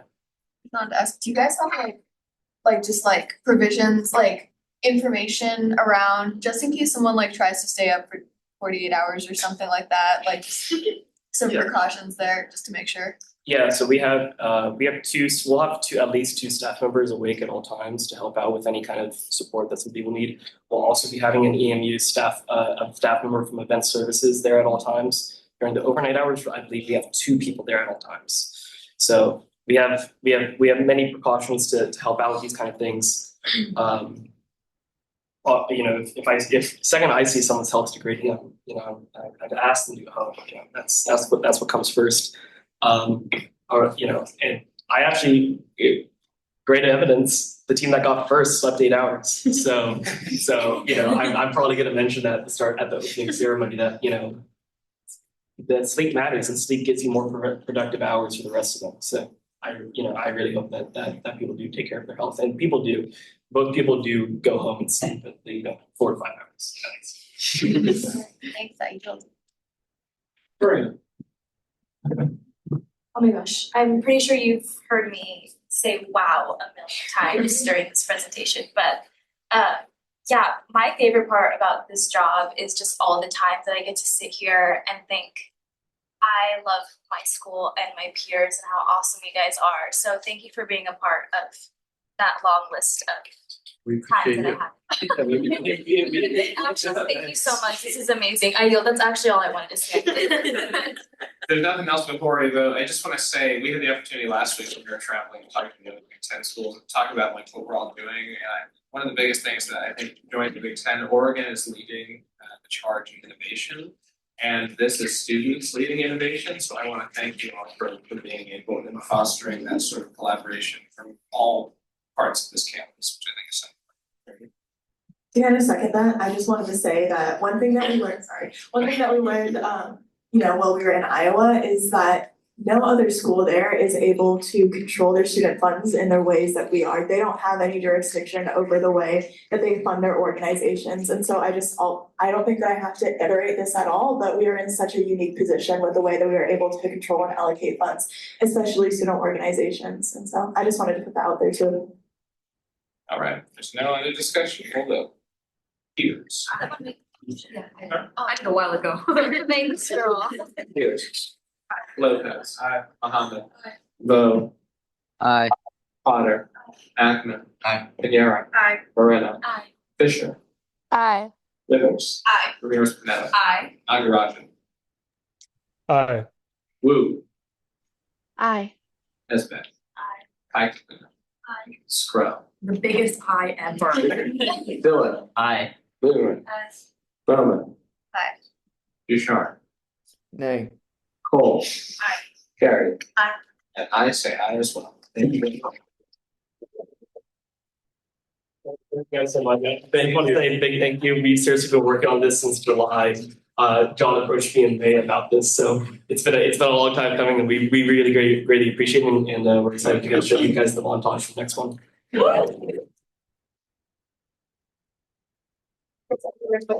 Alrighty. I'm Do we like, have, hackathon. do we have anybody here to speak on the request from real life? I don't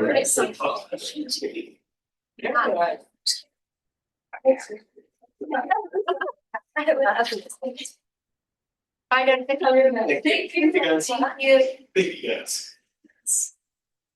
Hi. Hi, I'm Talika Christensen and I'm the president of Real Life at UO. I'm Caitlin Redmond and I'm a member. Okay, so we are requesting surplus for our annual winter conference. That's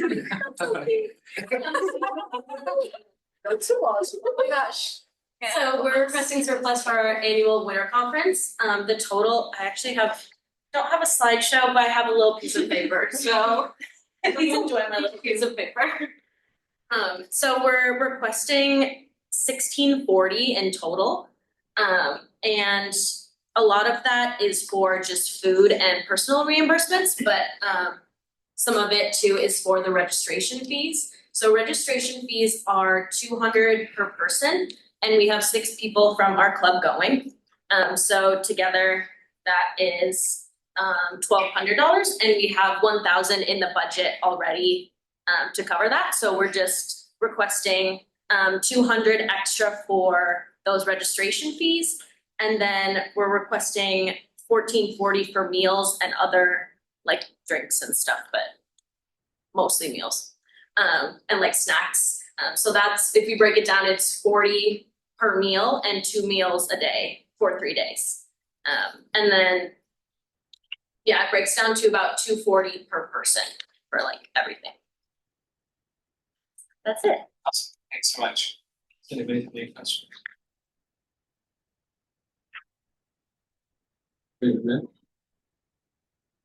I don't have any questions, but I can go ahead and make the motion. I move to authorize spending from surplus from Real Life at UO OS number 300 in the amount of 1,640 to existing line item named Winter Conference. Second, Dylan. Motion made by Ludeman, seconded Potter. Is there any discussion? Good. Aye. Vote. Aye. Potter. Act. Yeah. Right. Fisher. Aye. Ramirez. Aye. Nagarajan. Aye. Wu. Aye. Aspak. Ackerman. Aye. Scrub. Aye. Dylan. Aye. Ludeman. Aye. Bowman. Aye. Ducharme. Nay. Cole. Carrie. Aye. And I say aye as well. Can we pass down the piece of paper, please? Oh, yes, sorry. Oh. Thank you. Thanks for waiting so much. We'll get it. We'll get it down. Don't worry. Okay, before we, So much. before. Oh. Minority Association for Pre-Medical. Yes. Hello, everyone. It's a big spend day. Continuing that, sorry. So we are requesting to go to two pre-med conferences. There was the regional one, which is RMDC, Regional Medical Educational Conference, and then AMC, which is the annual one, which is the national one. And so we're requesting for travel, I know that enterprise, middle pools unfortunately not now, so we're having to use enterprise now to travel to UC Davis for the regional conference, and then we're gonna use airfare to travel to St. Louis, which is the annual conference. Winners in that fire. Hi, thank you for being here and for me. I was wondering how many people you're gonna send on each conference trip? Yes, so currently this year at least, we're planning on just taking the officers, which is gonna be 7 of us plus our faculty advisor, which is 8. Okay, for both of those? Yeah. Thank you, Aiken. Alright. Hi, thank you so much for coming. I was just wondering if you could speak on the importance of attending both of the conferences and not just either the conference in San Diego or the conference in St. Louis. And then after I can make the motion. Yeah, so MAPS is actually a part of a bigger organization called SNMA, which is the Student National Medical Association. And to be basically an active MAPS chapter, we have to attend regional and the annual conference. And then I don't think anyone has any more questions, so I move to authorize spending from surplus to Group Minority Association for pre-medical students, OS number OS2079 in the amount of $8,650,000 to new, I said that wrong, sorry. $8,650 to new line item name SNMA. Second, read that up. Motion made by Potter, seconded. Is there any discussion? Aye. Lopez, aye. Mohammed. Bill. Aye. Aye. Aye. Aye. Pinero. Aye. Moreno. Aye. Fisher. Aye. Williams. Aye. Ramirez Pineda. Aye. Nagaraj. Aye. Wu. Aye. Esbeck. Magdalena. Aye. Squirrel. Aye. Dillon. Aye. Lieberman. Bowen. Aye. Bouchard. Nay. Cole. Aye. Harry. Aye. And I say aye. Great time, guys. All right, is there anyone from, I believe, the insurgents?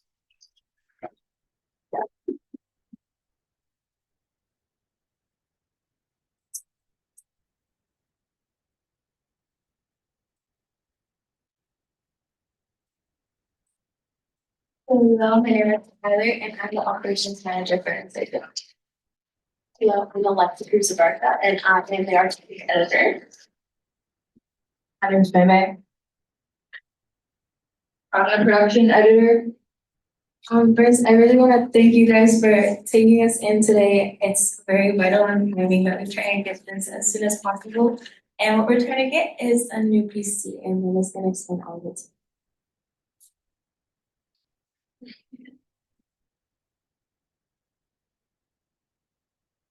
Insurgent is requesting money to purchase PC parts to build a new PC because your PCs are decrepit and entirely useless from running Adobe apps and other necessary functions for our group. The PC will be built within the next 5 days after the parts arrive. Providing that it is before December 17th, in which case it will be postponed until afterwards. To break, it will be shipped to our EMU mailbox and will be built on the board and will stay on the board for insurgent use. Everything extra fast since it's so late. I don't want to leave like this. The production editor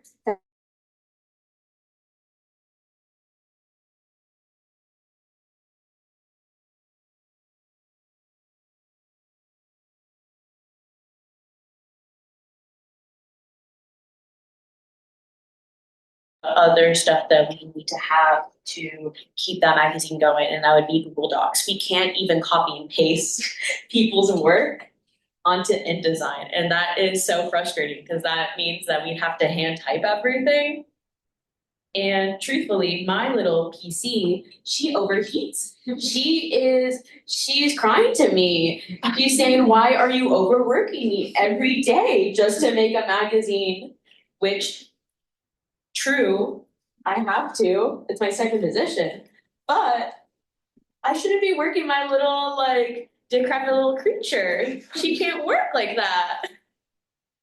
Another big problem is everyone in the lower space can use the PCs in there, but when they log in, I might get this a little wrong because I'm not very computery, but when they log in, their data stays on there even when they log out, so it fills up all the storage. Right now, we only have 7 GB, and it keeps getting filled up every time somebody else logs in. And I think I know it's absolutely at its breaking point. We also need Linux in order to run our website. And we have talked with administration about it, and administration won't let us install WSL, which is necessary in order to run Linux on a Windows computer. And even in the case that we did get that administrative approval, somehow it still doesn't work. Hypothetical. Not to mention, we need a Linux to run our website. Like if we did we were trying to work with it with our Courage Windows setup, and it's impossible. We can't update our website. We can't update the link. It is nearly impossible to use, rendering our website obsolete. So the parts that we're requesting money to buy are a CPU, which is the AMD Ryzen 7 7800X3D 4.2 GHz 8-core processor.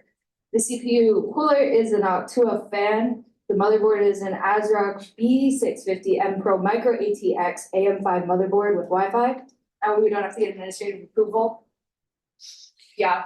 The memory is G-Skill RIP JAWS 2 times 32 GB DDR5 RAM. Then the storage is a Samsung 980 Pro 1 TB NVMe SSD, and also a Samsung 980 500 GB NVMe SSD. I know what everyone's thinking. Why do you have two? Well, because we're dual booting Windows and Linux, and I'm not very good at partitioning drives.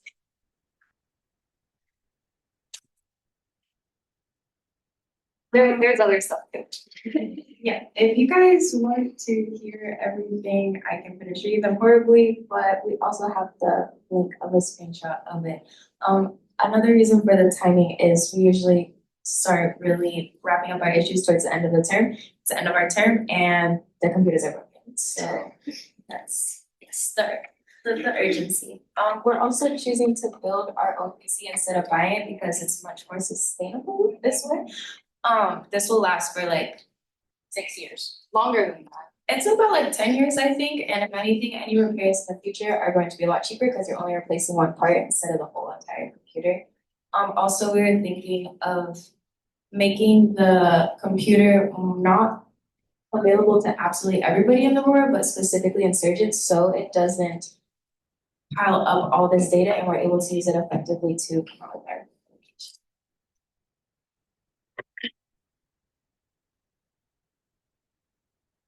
Mention if you get this approved or right around now, think about the Black Friday sales. Come on, Cyber Monday. It's gonna be less of a financial burden for y'all. Think of it that way. Anyways, I want to thank you guys so much for allowing us to present. Are there any questions? Thank you. Fish. Oh, sorry. Lumen. Yes. Thank you guys for being here. I know it's super late. I just want to clarify, I think you did kind of mention it, but you would be keeping this PC in the roar? Yeah, And then absolutely. only for your club though? Or? It would be available to everybody in Insurgent, especially the people on the production team, our editing team, and we have a position called Technomancer. They do all the website stuff. They upload all our articles digitally and everything like that. Yeah. And there's also 3 other computers in the roar that everybody else can use, and they'll stay in there. It's just we physically cannot use them anymore. Okay, thank you, Ariel. Build it. So I know you're saying you're gonna build a computer. So I'm assuming you're the person who's in charge of that. You seem tech. Yeah. Alright. Do you have backup for someone you can talk to if something strange happens with the computer? Yeah, there are, they're in what circumstance? It's like if one of the parts you get is like doesn't fit in what you think. Sorry, I know nothing about computers, like absolutely, like most of my technology is swearing at it, so. But like, I don't know, if a part doesn't fit right, or like something's just not how you expected it, like if there's someone you can talk to who can help like potentially troubleshoot. Yeah, UIT is nice. Also YouTube is also nice. We actually also have some trustworthy sources that used to be in Insurgent. They're no longer in it, but they still go to school here just because overcapacity. But they're very knowledgeable on technology, including our old technomancer. Nice, I yield. Marina. I heard it with a B, I'm sorry. Question for senators, I just wanna hear your thoughts on this, feel free to, oh my gosh. You ready now? Okay, this is a question for senators, maybe PFC as well, but I saw the line item name. And I'm just thinking through like in the future, with if they have that line item, they want more money in it, possibly, maybe it could be more straightforward to what the thing actually is, like tech parts or something like, I don't know. You can tell me if I'm being nitpicky, but it is Technomancer's Fund of Awesome Sauciness currently. Sorry, that's just caught me off. Sorry, let me to the point. It's a fire name, I will not deny. I do however agree that it did go through SOS, so if SOS approves it, then yeah, I would say that at the end of the day, they are probably the ones who will like, know best about line item names. I would maybe suggest, should you go to a budget hearing, should you ask for something in this fund again, maybe having something a little more straightforward. Yeah, please, awesome. Yeah, I was just wondering if this is a line item that you think you would want recurring funds in the next budget. And as I mentioned earlier, if anything, it'll be like a decade minimum until like a single or maybe a couple of the I think 10 to 12 parts would need to be replaced. There was a lot of well, we might need to get more case fans if it runs too hot. But all the research on it was done very extensively by MMA, so they chose the best of the best at the lowest prices. So it's Okay, yeah. So whoever makes the motion, if you want to do awesome sauciness, then.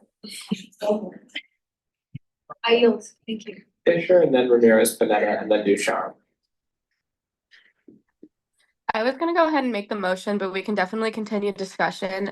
I just wanted to say that every time I'm in the roar, there is always like one or two of you guys in there working on your publication, whether it's early in the morning, whether it's late at night. So I definitely think that you deserve to have your own computer that works. So if everyone's okay with it, I move to authorize spending from surplus to group student insurgent OS 085I in the amount of $1,722 to line item Technomancer's Fund of Awesome Sauciness. Motion made by Fisher, seconded Cole. Is there any more discussion? Ramirez, Panetta?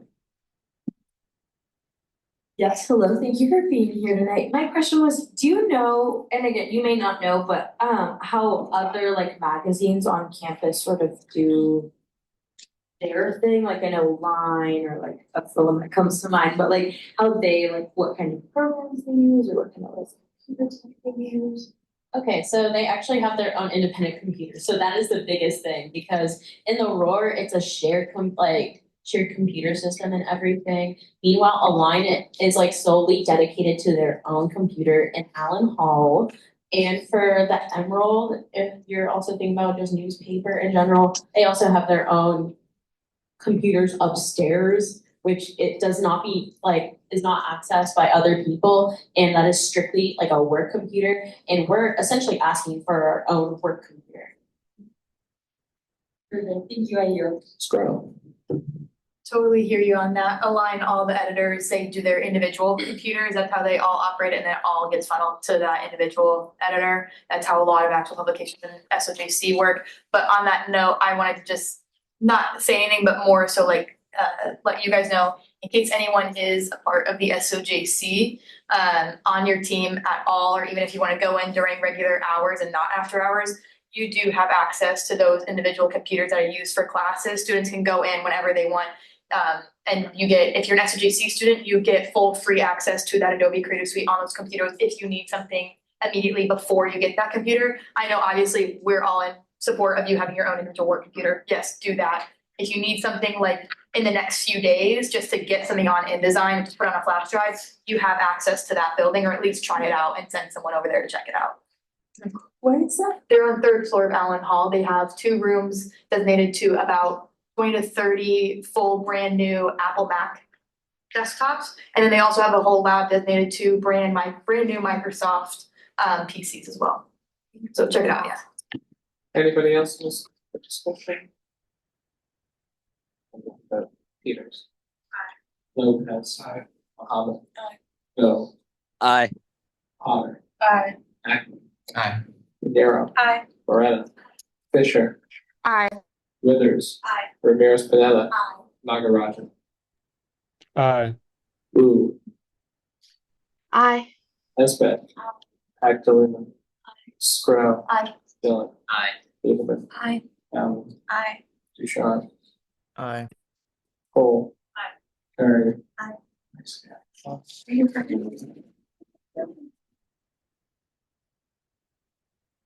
All right, before we get to the final limited presentation, we are going to recess for till 9:04.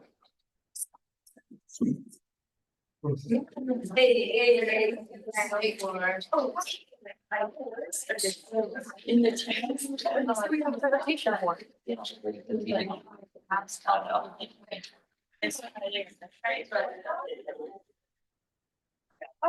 I've got 3 full pages plus 2. How many investors? Yeah, it was so scary. It was like rejection day. Like, he's have a good night, baby girl. It was like thank you. It was rejection therapy to the max. Like, people would directly make eye contact with me and choose to cross the street. I felt so horrible. Like, I felt so sad. What were you doing? I was yes, I was like standing out there with a petition for the better bag thing. And people literally would look at me across the street. I was like, ain't no way. Ain't no way. I love to talk to petitioners, but sometimes I'm just having that day where I literally cannot talk to you or else I will start crying. It's like you need to acknowledge my existence. That was the worst thing where it's like, oh my god, I just want to kick, like, ugh. Yeah. No, I tried to. I ain't trying to talk. Oh my gosh, Depending what it is. No, I start acting like I don't know English. I'm like, yeah, like, cause I don't even speak Spanish, bro. I was like, Well, it's like when people try to talk to me with my beats on, I'm like, what are you doing? Well, I have my beats on. Can't talk to me. it's worse when I'm like walking and I look up for like a split second and we make about it. That's like, And then they're like, and now I got to start walking faster. Like, oh shit.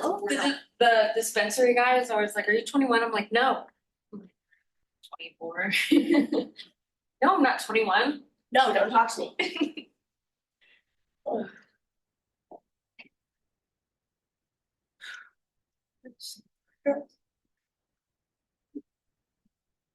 Yeah, they had to bribe me to sign one of the union shirts. That shit was so funny. No, you guys know Diego yet? Okay, so Diego's one of the other PFC members, and he's really big into it. I don't know, it was during the street fair, and they had their own table, but like technically they weren't supposed to be right there. And they're like, Anthony, you should join. I was like, fuck no. And I'm an RA, so it's like the whole thing. And they're like, I was like, I told them, you got 10 seconds to buy me. Like, rope me in, dude, give me your pitch. I was like 10, 9, they're trying to say this shit. And I was like, yeah, I was like, I'm gonna get some food. I'll think about it. I come back. I was like, I'll sign it because like it's a nice thing to do. And I helping the homie. And on the paper is like name, this bullshit, and then like phone number, email. And I was like, you guys ain't mine. I was like, hell no, you guys ain't getting this. I was like, contact me. Yeah, no, 6 p.m. So and I was like, me and Diego work 2 jobs together. So he's like, I was like, Diego, you really need to contact me. You have my email. I was like, if you want, I was like, damn, let me put my number down for this. Uh, when you applied to a law school, what was that window like? Cause I know, cause I'm starting, I don't know why I got long applications with like undergraduates, like we're in December. No, this shit's like March, April, I was like so caught. I was like, what the fuck? Yeah, yeah. No, I think I submitted mine. Mine took a while because for some reason I was having trouble figuring out application. So I was like, well, I'm not sending anything until my fee waiver got approved. So I sat on my applications for like they were like ready a month before I submitted them because like they weren't accepting my fee waiver. So I'm already starting getting my letters of Rex already. Yeah, I did that right away. I have been to one. Like, Yeah, but I have been to one. and like, thank you. I think I'm start your personal statement now too, just so you can have some professor time over it and give you feedback. Do you have your personal statement? I would love to work with something. Yeah, I could. If not, I love. Being an example could be like really nice, really. I'm trying to get all the Chico. I was like, Emily, I need to talk to you. No, yeah. Like, you really did. Back Monday. I But yeah, it's doing really well. I mean, last time I'm like still telling him the next. small room. It would be on it. I don't know if that was. Okay. So, yeah. Yeah, it's Send me some. yeah. Okay, I got you. And I'll do that for you. I know I haven't. I can do appropriate time on. I always think so. I'm not gonna lie, half the stuff that entire thing was tied towards me. Cause I'm not. I was not hateful mentally. All I said, no. All I said was they were taxing. They were taxing. That's all I said. The vendors, I was like, oh no, I just said they taxing. That's the only thing I said. And the worst thing is, I got 20 likes, and half of them were senators. They couldn't even do it. What? Be passionate. Yeah, no, like, it wasn't even hateful messages. It was like they taxed. It's like a spam account. She blocked you? Oh, okay. Not yet. I made one negative comment, which was they taxing, which they were taxing. Lemonade should have been $20. I had a feeling, but I didn't. Oh, Tyr was looking at mine the entire time. Yeah. No, that's not, I did one comment, one. It would be you. Thank you. Yeah, I think so. That's no target, I'm not gonna lie. Bring it up to. I don't know. It's all up. No, and Lucas got, I think got an extra project recently. But yes, yeah, no, the way the tags broke down were I didn't realize who would be work and who wouldn't. Basically Oscar with me, and then I thought you're like your organization, I don't think yours LTD. I think it'd be wrong. No. Philosophy, credit,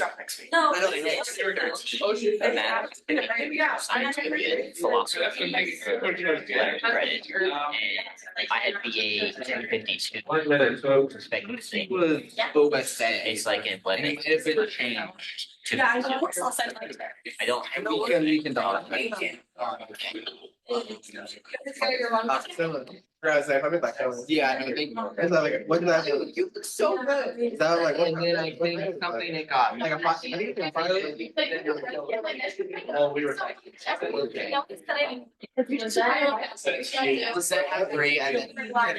Oh, yeah. Yeah, there was. I was like, damn. You got some extra, but if you get it, feel free to like. Alright, take your seats. We'll be back regular. Well, I guess Kiki's next. 2 minutes. No, there's a. Oh, you guys, I actually. Well, we are, okay, here's Kiki, hold on.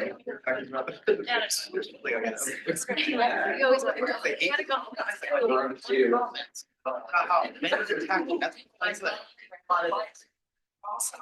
We're next, I'm not gonna lie. You and me both, girl. Thank you. Hi. Okay. I'm ready. So, hello. I have exec updates, so let's start that. Yeah, 4 of our exec members went to Iowa for the ABTS conference, along with SERB president and Madam Vice President. And it was really awesome according to sources, and I'm moving on. ASUO, the Get Involved workshop occurred yesterday evening for the elections, and we're gonna host one in winter term as well. So we also talked to the comms a little bit about just like advertising and stuff, and let's up some engagement, like reposts, commenting, liking photos. I think that's something that we should all kind of hop on board for, especially with the elections coming up and having workshops and getting people engaged. The attendance wasn't as ideal yesterday. We had 6 people in Redwood, and so let's do better to get more people in Redwood Auditorium, because it's a lot of space and it was quite empty. Okay, and but also shout out to the people who spoke and presented. Thank you so much, Erin. Yes, she killed it. And Robbie spoke, and he looked very dapper. He was dressed up, so he killed it. And David, who's not here with us right now, but is always here in spirit, he killed it as well. So shout out to him. I attended the ASUO Senate exec meeting earlier today. Talik gave a shout out for ASUO, which was lovely and wonderful. And it was nice seeing some familiar names on the Zoom call. We voted on 2 new program proposals. And we also went through updates, and it was really cool, and I can give you more detail if you ask me about it, but I'm not going to now. And the EPRC Executive Programs Recognition and Review Committee met on Monday, and we have voted on 4 student orgs, but 2 of them were approved, and we'll be moving on for approval by the ASUO president and the dean of students. And the Portland student group met yesterday, went very, very well. We are thinking about creating an executive position for the Portland campus instead of, making something that's like codified in the amendment. So no ballot measures upcoming on that front. So great. The executive budget was approved at a 7.2% decrease from last year. The TFAB forum will be occurring on January 14th in the EMU. So please attend. There will be food. Diversity Action Committee will be meeting tomorrow at 2 p.m. for anyone who would like to join. And we're having our ASUO mixer this Sunday at the Many Nations Longhouse. So it's from 4 to 6 p.m. and Habibi Buffet will be catering. Never heard of them. It's Lebanese food. It's gonna be really good. And you all need to go. Please come, because it's gonna be fun and we're gonna be best friends. And okay, I'll let other people go more in depth about that. I will give you more details about the content. No one's heard of this, huh? Wow. I'm looking for. Oh, you all heard about it in the chat. The no seasoning, right? Okay, stop. Yeah, it's just kind of like a bonding event to get everybody together. We haven't really had it throughout the term, and it's supposed to be very fun. Try to make it if you can, but it's not gonna be, from what I've gathered, it's not gonna be like it's gonna be an informal, get to know you, hangout sort of thing, but it's really important to get as many people there as possible, especially if you haven't done something like this before.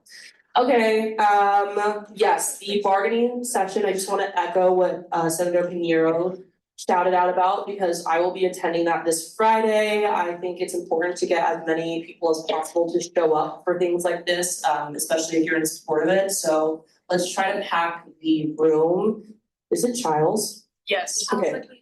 Yes, Childs 125, 2 to 5 p.m. So let's all mob there. Okay, great. Also, I wanted to address something that has been frequently coming to my attention just regarding ASUO etiquette and norms. I know that X came and spoke today at the comms presentation, and she did a lovely job, but I also do want to press, and this doesn't apply to all of you, but like when you are wearing your badge or when you are in the ASUO suite, it is not a neutral space for you to kind of talk about whatever, if that makes sense. So people are looking up to you and they expect you to represent all the students, and it's not a situation where you should be talking about other officers or shit talking in layman's terms. And that is something that has occurred, and it's pretty unfortunate and disappointing to know that that's happening, especially in these spaces. You're free to think about whatever you want about each other and talk about it, but don't do that in the suite.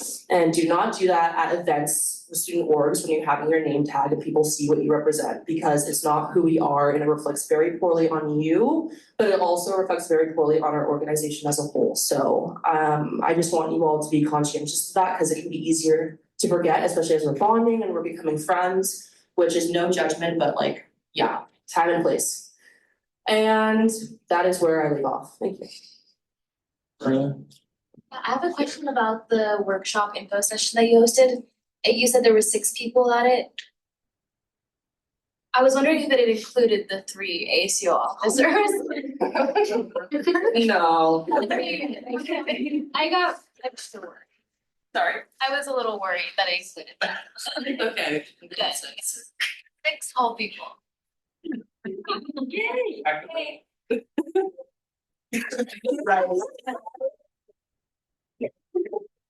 Okay, so PSC update, PSC has so far spent $305,000 $430,000 out of our 2.136 allocated benchmark on Tuesday, Monday, I think. I don't know, it's been a long day.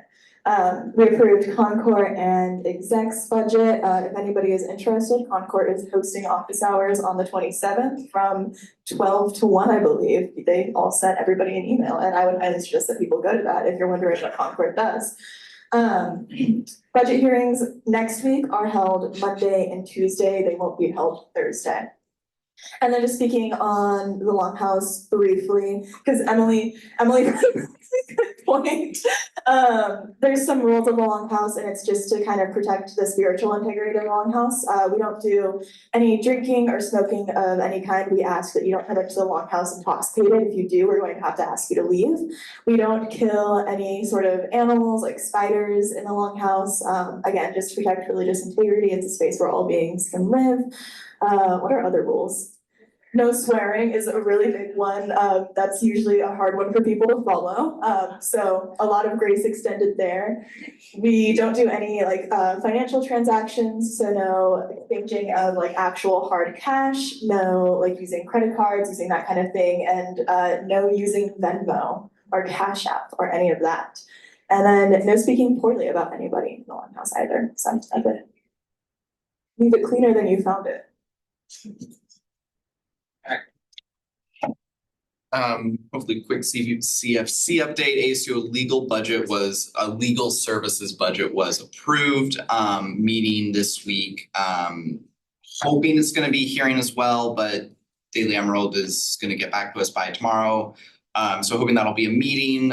If not, no biggie, we will do that week 10, and then it'll be over Zoom at 12. And then co-op update, I've known there's been some interest in the co-op update. The hearing for that is gonna be in January. We're pushing it back so we can try to have more time to work on any possible solutions, and talk to people and really put time and effort into looking at the budget. And we have met with some volunteers from CFC, have met with Becky and myself, and we've kind of looked through the budget, and we're going over that, and that's a work in progress at the moment. So yeah, have any questions about that, feel free to ask. Thank you. Marilla. See updates. We did not have our meeting on Monday, but we did meet last Thursday night. Was it Thursday? Yeah. To discuss university theater. And we are having another budget hearing for university theater. Because again, their line item was just ticket subsidies. Turns out we're just funding the entire production. So we're just gonna go line item by line item and see where the money is actually going. We also have budget hearings for LGBTESS, MCC, and forensics on Friday. So you do need to go to 2. So you should come. That's all. University Senate met today. We talked about a lot of important things. We took a vote on starting a curriculum committee for the Hispanic Serving Institution status that we were seeking. And I was able to give the ASUO update. And Senate President Schmidtke sort of renewed the University Senate's commitment to serving all students, faculty, classified staff, and certified staff on campus with everything going on. And yeah, they're more like how if you want to know more about like that vote we took earlier means, and what we're happy to talk about. But we can move into Senate Executive Committee dates. Chair. Academic committee met today at 5:30. We had a really great conversation about the proposal that was presented to the Senate last week, as well as working on a newsletter that we'll hopefully have out by week 10. Very fun stuff. Yeah, and we're not meeting next week, but everyone will be hard at work on the newsletter.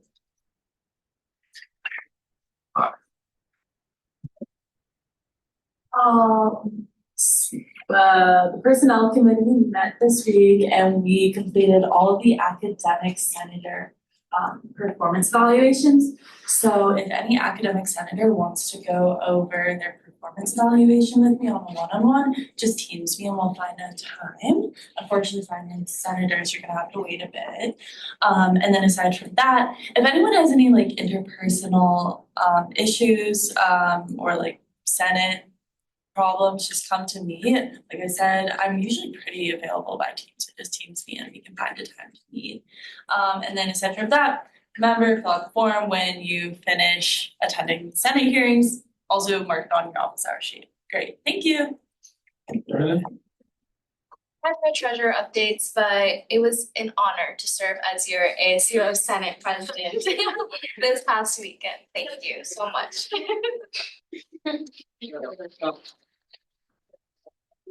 All right, and so before I hand it over to VP Gary, you've been graced with one last slideshow for tonight. Summing up our trip to Iowa at ABTS. So I'm just taking. I haven't seen this. I was told not to. So we'll see. Let me pull it up. Music behind it. No, don't look. Cannot look there.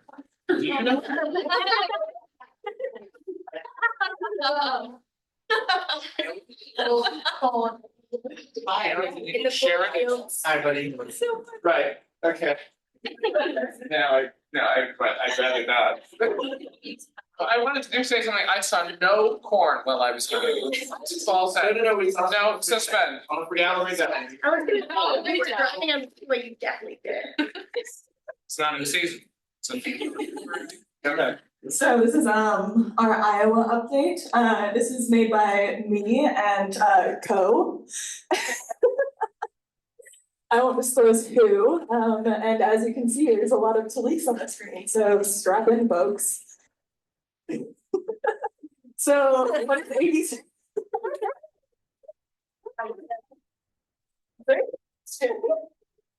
So ABTS is similar to OSA, except with every Big Ten university except for Michigan.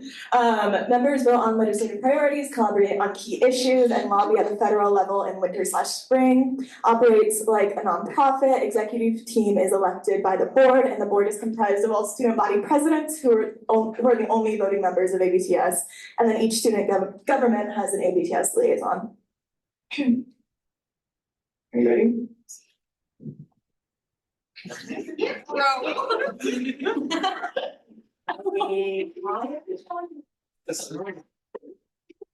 don't know, that's crazy.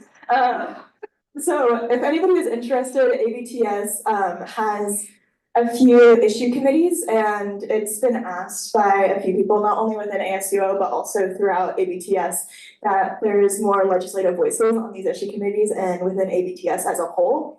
And so there's the Sexual Assault and Power-Based Violence Committee, the Freedom of Speech and Expression Committee, and the Civic Engagement Committee. I recommend if you're interested in any of these committees, please reach out to any of these people. Everybody at ABTS is very welcoming, and I think that they would be more than happy to have you on their committee. So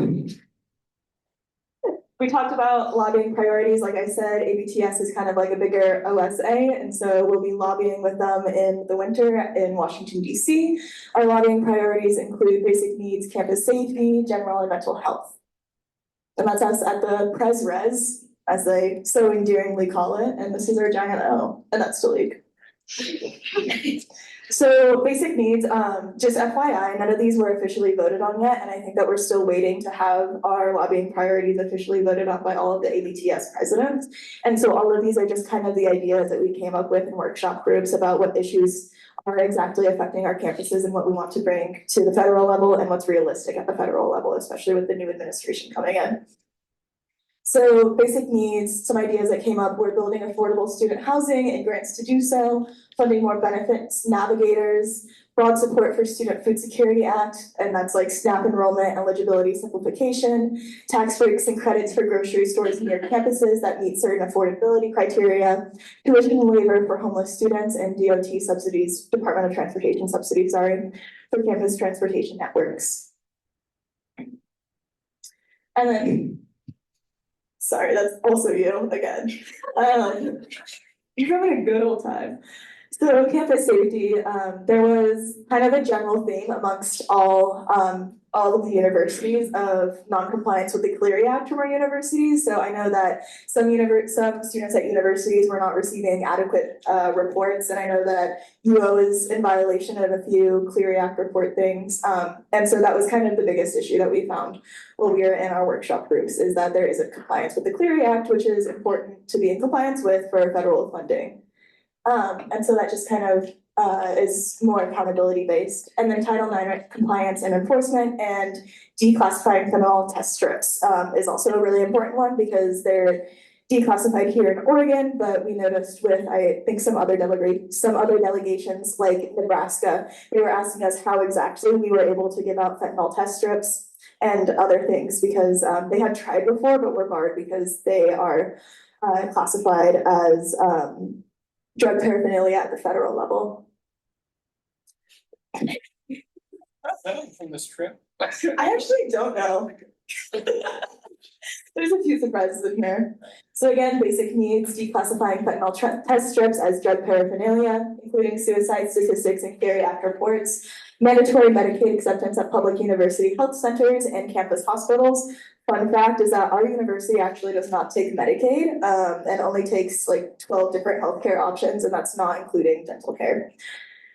And then protecting Affordable Care Act from being repealed, insurance navigators and financial transparency at public university health centers and campus hospitals, and the SPEAK Act, improving language accessibility and healthcare for non-English speakers. And again, just to reiterate, none of these are finalized yet, and there's still ideas being floated around, and we're still waiting on the voting members of ABTS to vote on them.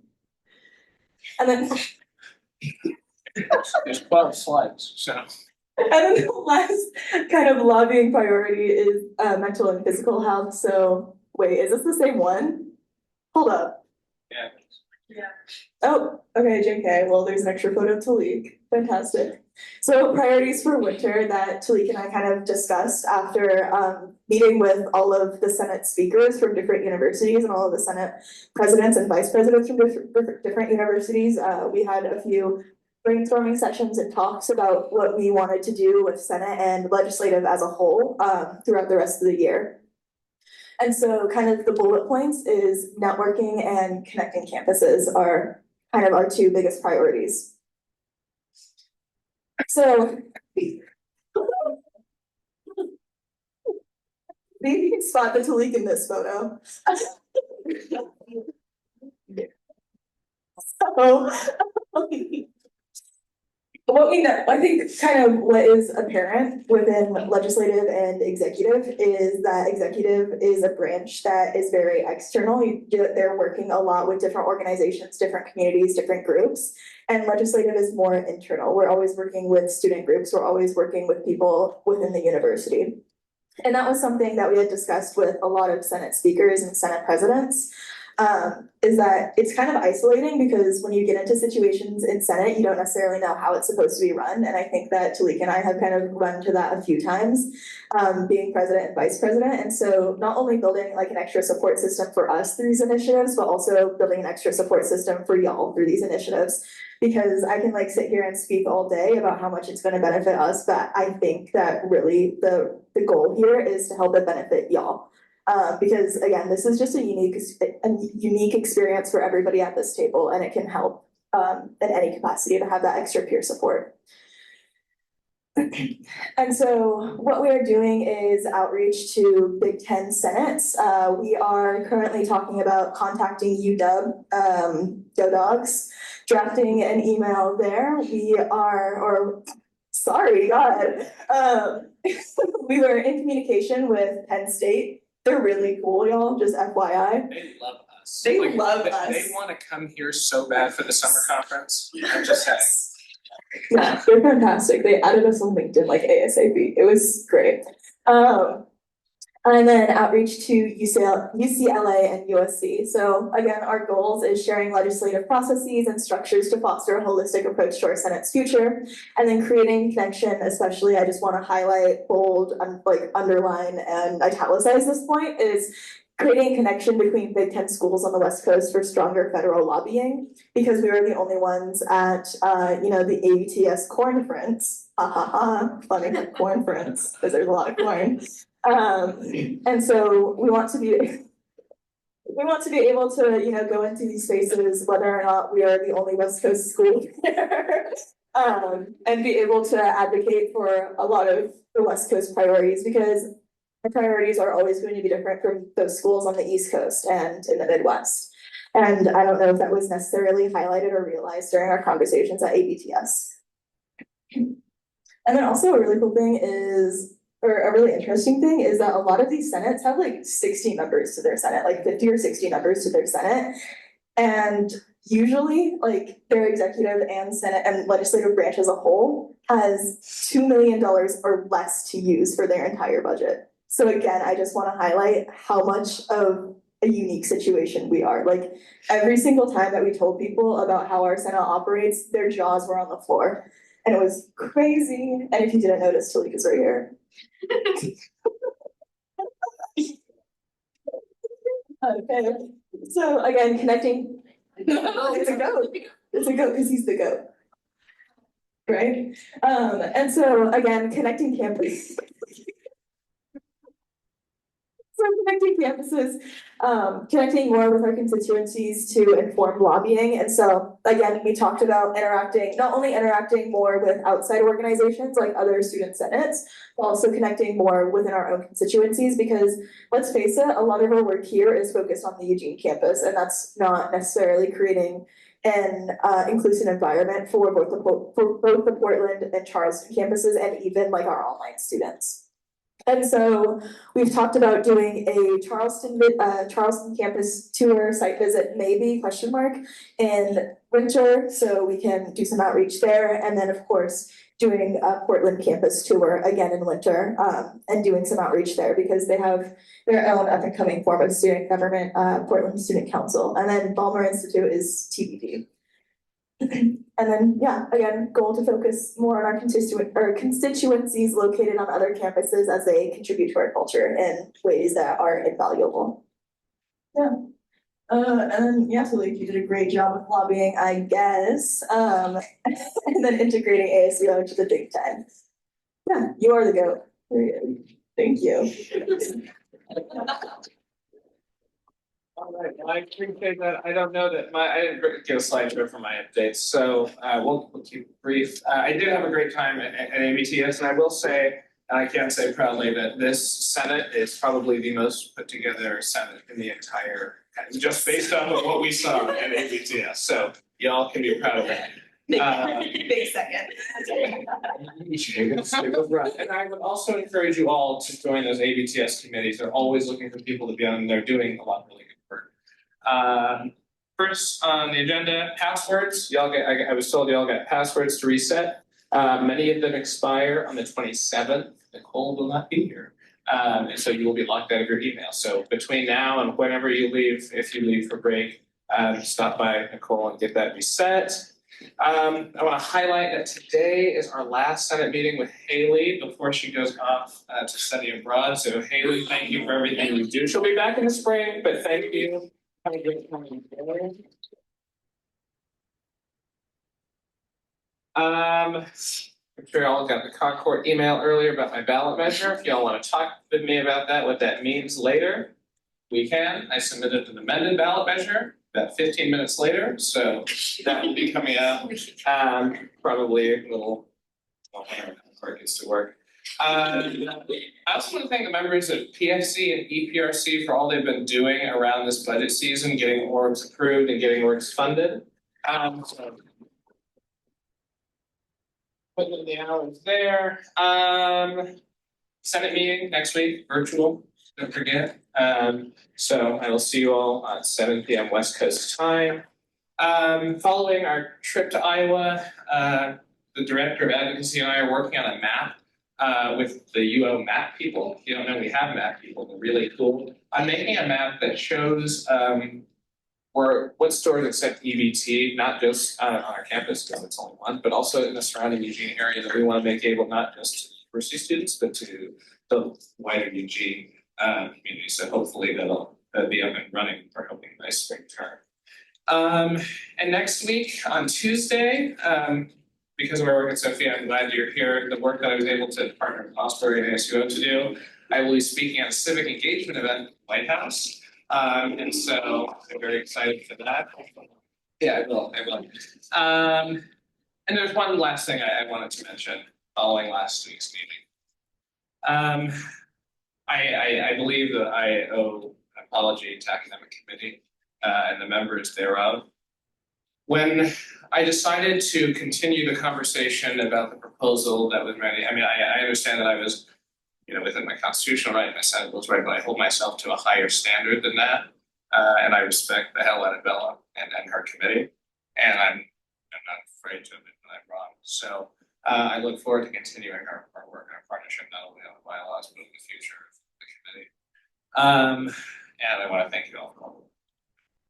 So with that being said, the last thing is, if you don't want to go to Frankenstein, we got 21 tickets for Friday, 7:30, I think is when it starts. And maybe we can all meet in the suite or something like that. Yeah, right. Friday or Saturday? Sorry, I meant Saturday. Yeah, I think that's all for my updates. We just need a motion to approve the minutes. I move to approve the minutes from November 13th. Second. Motion made by Cole, seconded Sproul, all in favor? I move to adjourn. Opposed? Other, great. I move to adjourn. Second. Motion made by Wheeler, seconded Rubin, all in favor? Aye. Opposed? Other, great, we are adjourned. ASUO is having their fall reception on Friday evening and my band is performing at it. Time to celebrate AC culture. Take your name placards down to the end of the thing. I've been saying thank you for doing that. Take some. Yes, thanks. I really do appreciate it. Here's some more of the work that we can Yes. attach.